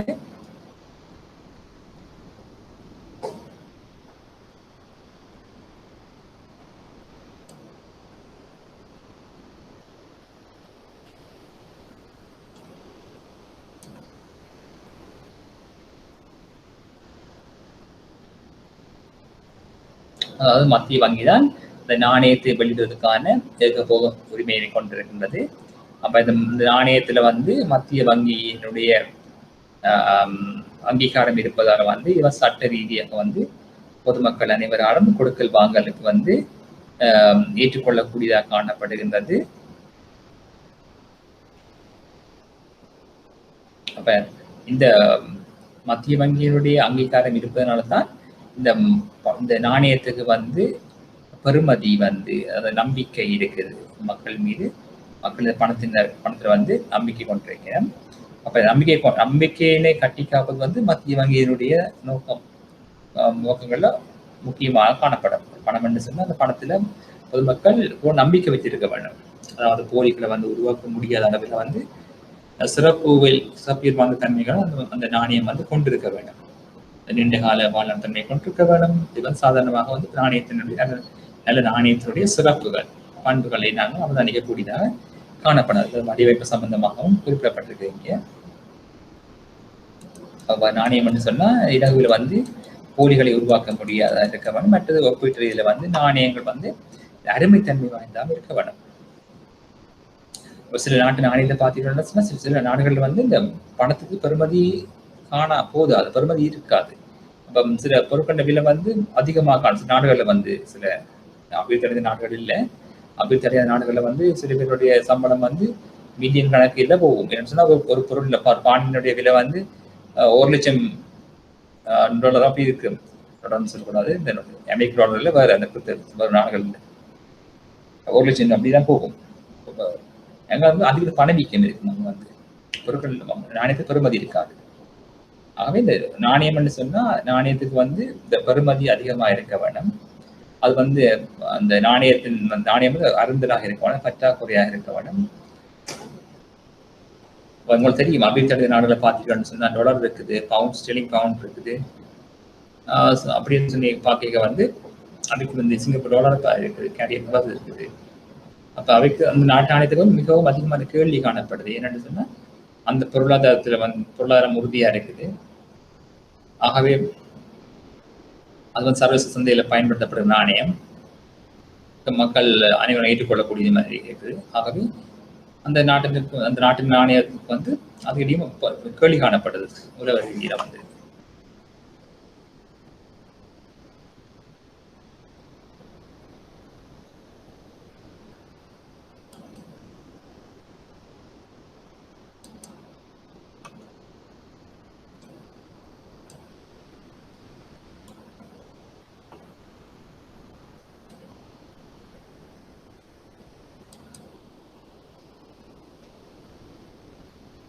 ஓகே மாணவர்களே, இப்போ நாங்கள் இதுவரைக்கும் அந்த நாணய கொள்கை சம்பந்தமான விடயங்களை பார்த்து நாங்கள் கடனாக்கம் பார்த்துனாங்க, பணவாக்கம் பார்த்து, காசு வீதம் பார்த்துனாங்க. ஆகவே இது வந்து பரீட்சையில் முக்கியமாக காணப்படும். ஆகவே இந்த தொடர்ச்சியாக வந்து சிறந்த பெருமற்றி அடைவதற்கு நாங்கள் உங்களை வாழ்த்துகின்றோம். ஆகவே மீண்டும் சந்திப்போம். அதுவரைக்கும் நன்றி கூறி விடைபெற்றுக் கொள்கின்றோம். நன்றி, வணக்கம். நன்றி மாணவர்களே, மீண்டும் சந்திப்போம். அது வரைக்கும் வணக்கம் கூறி விடைபெற்றுக் கொள்கின்றோம். நன்றி, வணக்கம். நன்றி.